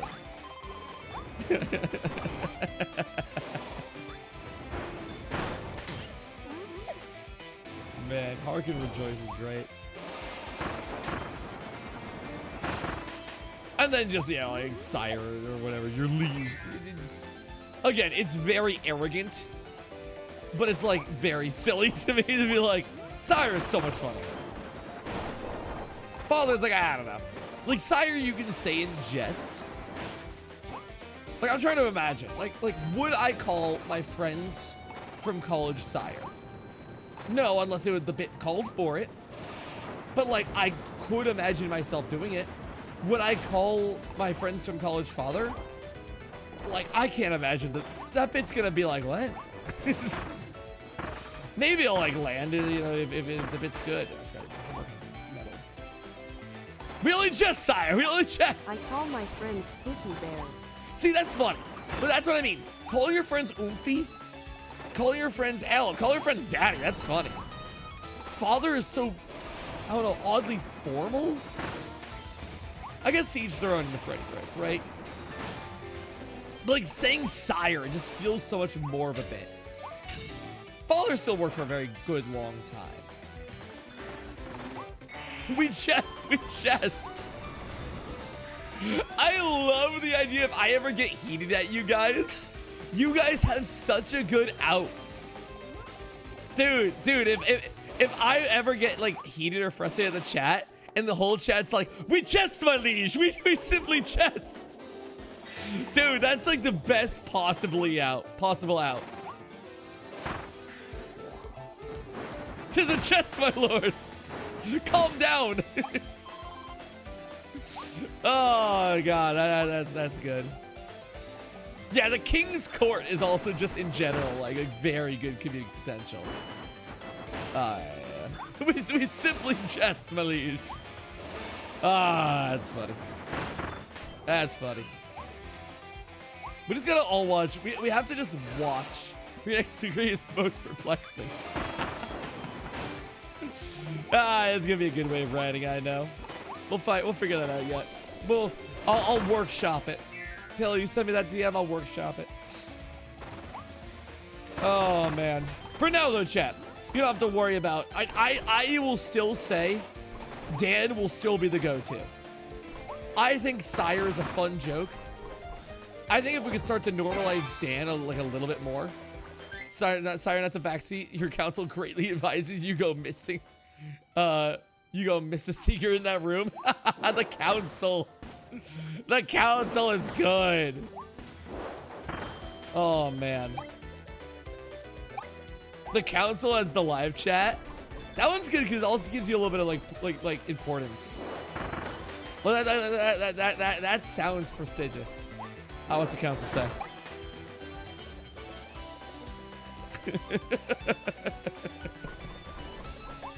I'll get a kick out of that. Save some of these bits for later.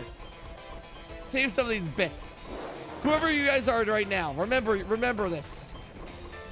Remember this bit for when I actually pursue this as a full-on like video idea. These are good bits.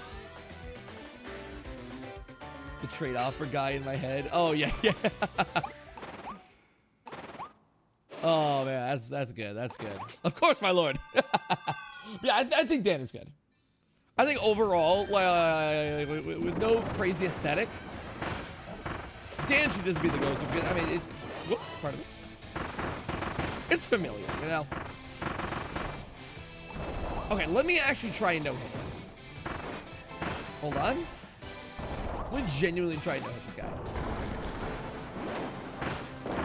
As much as I can. Hold on. And dive. Let it bounce. There we go. And dodge that. No problem.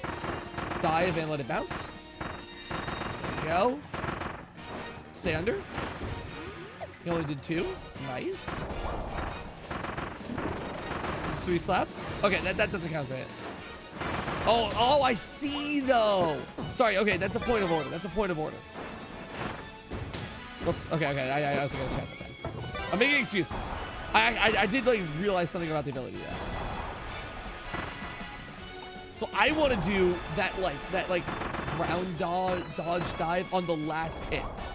I can't get away with that being like a middling option. That's data. That's data. Does 2. Okay. There we go. Ah! Okay, that one's honest. That was an honest hit. There we go. Dodge that.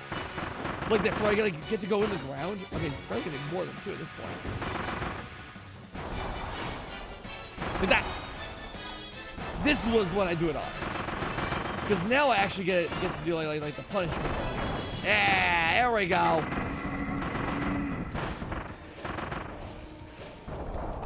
Get him, my lord. I think my lord is my favorite.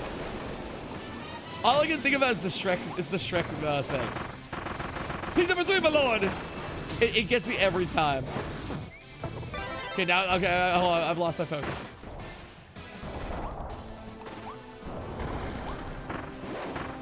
Oh, that's good. That's good. Can I dodge that? Yes, I can. Oh, he's gonna step. Dodge the second. Okay. Nope. Let it go. Can I do like a single stab? Oh, I missed right window. Okay, I messed up. I missed the timing on that one. There's a stab. There we go. And now I mash attack. One thing I actually really do like about Drill is it's a mobile ability. You actually get like movement out of this ability. Which is sometimes a little few and far between with some Kirby abilities. No, that's bad stretch. Oh, I can get 1 drill off. I get 1 like projectile. You know what? That makes sense. Can we get out of here?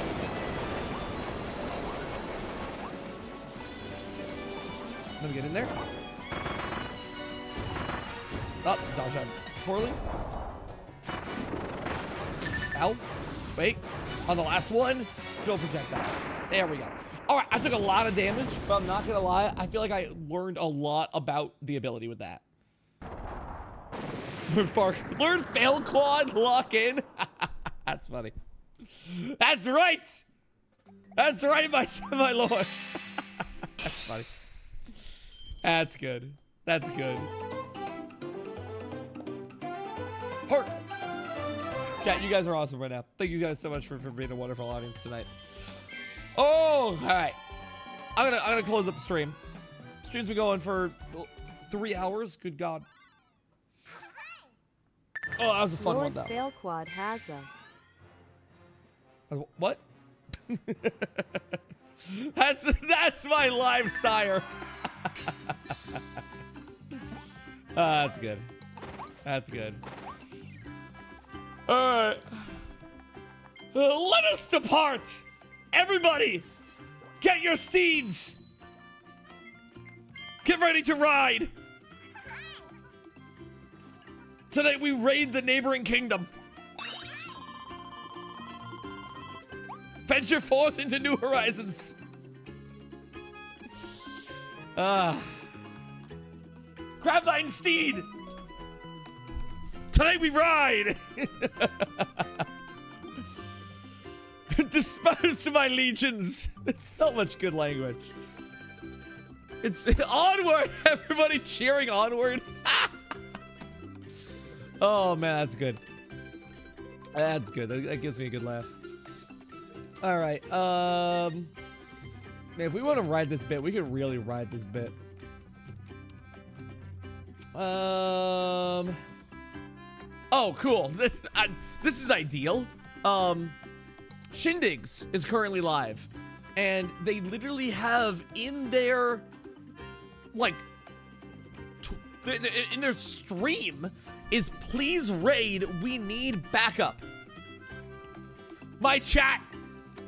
My soldiers, we ride to the aid of the Shindigs. Shindigs needs our help. Sharpen thine weapon. Ready thine steel. And charge. Okay, I'm gonna end the stream. Everybody, have a good one. Bye. Charge!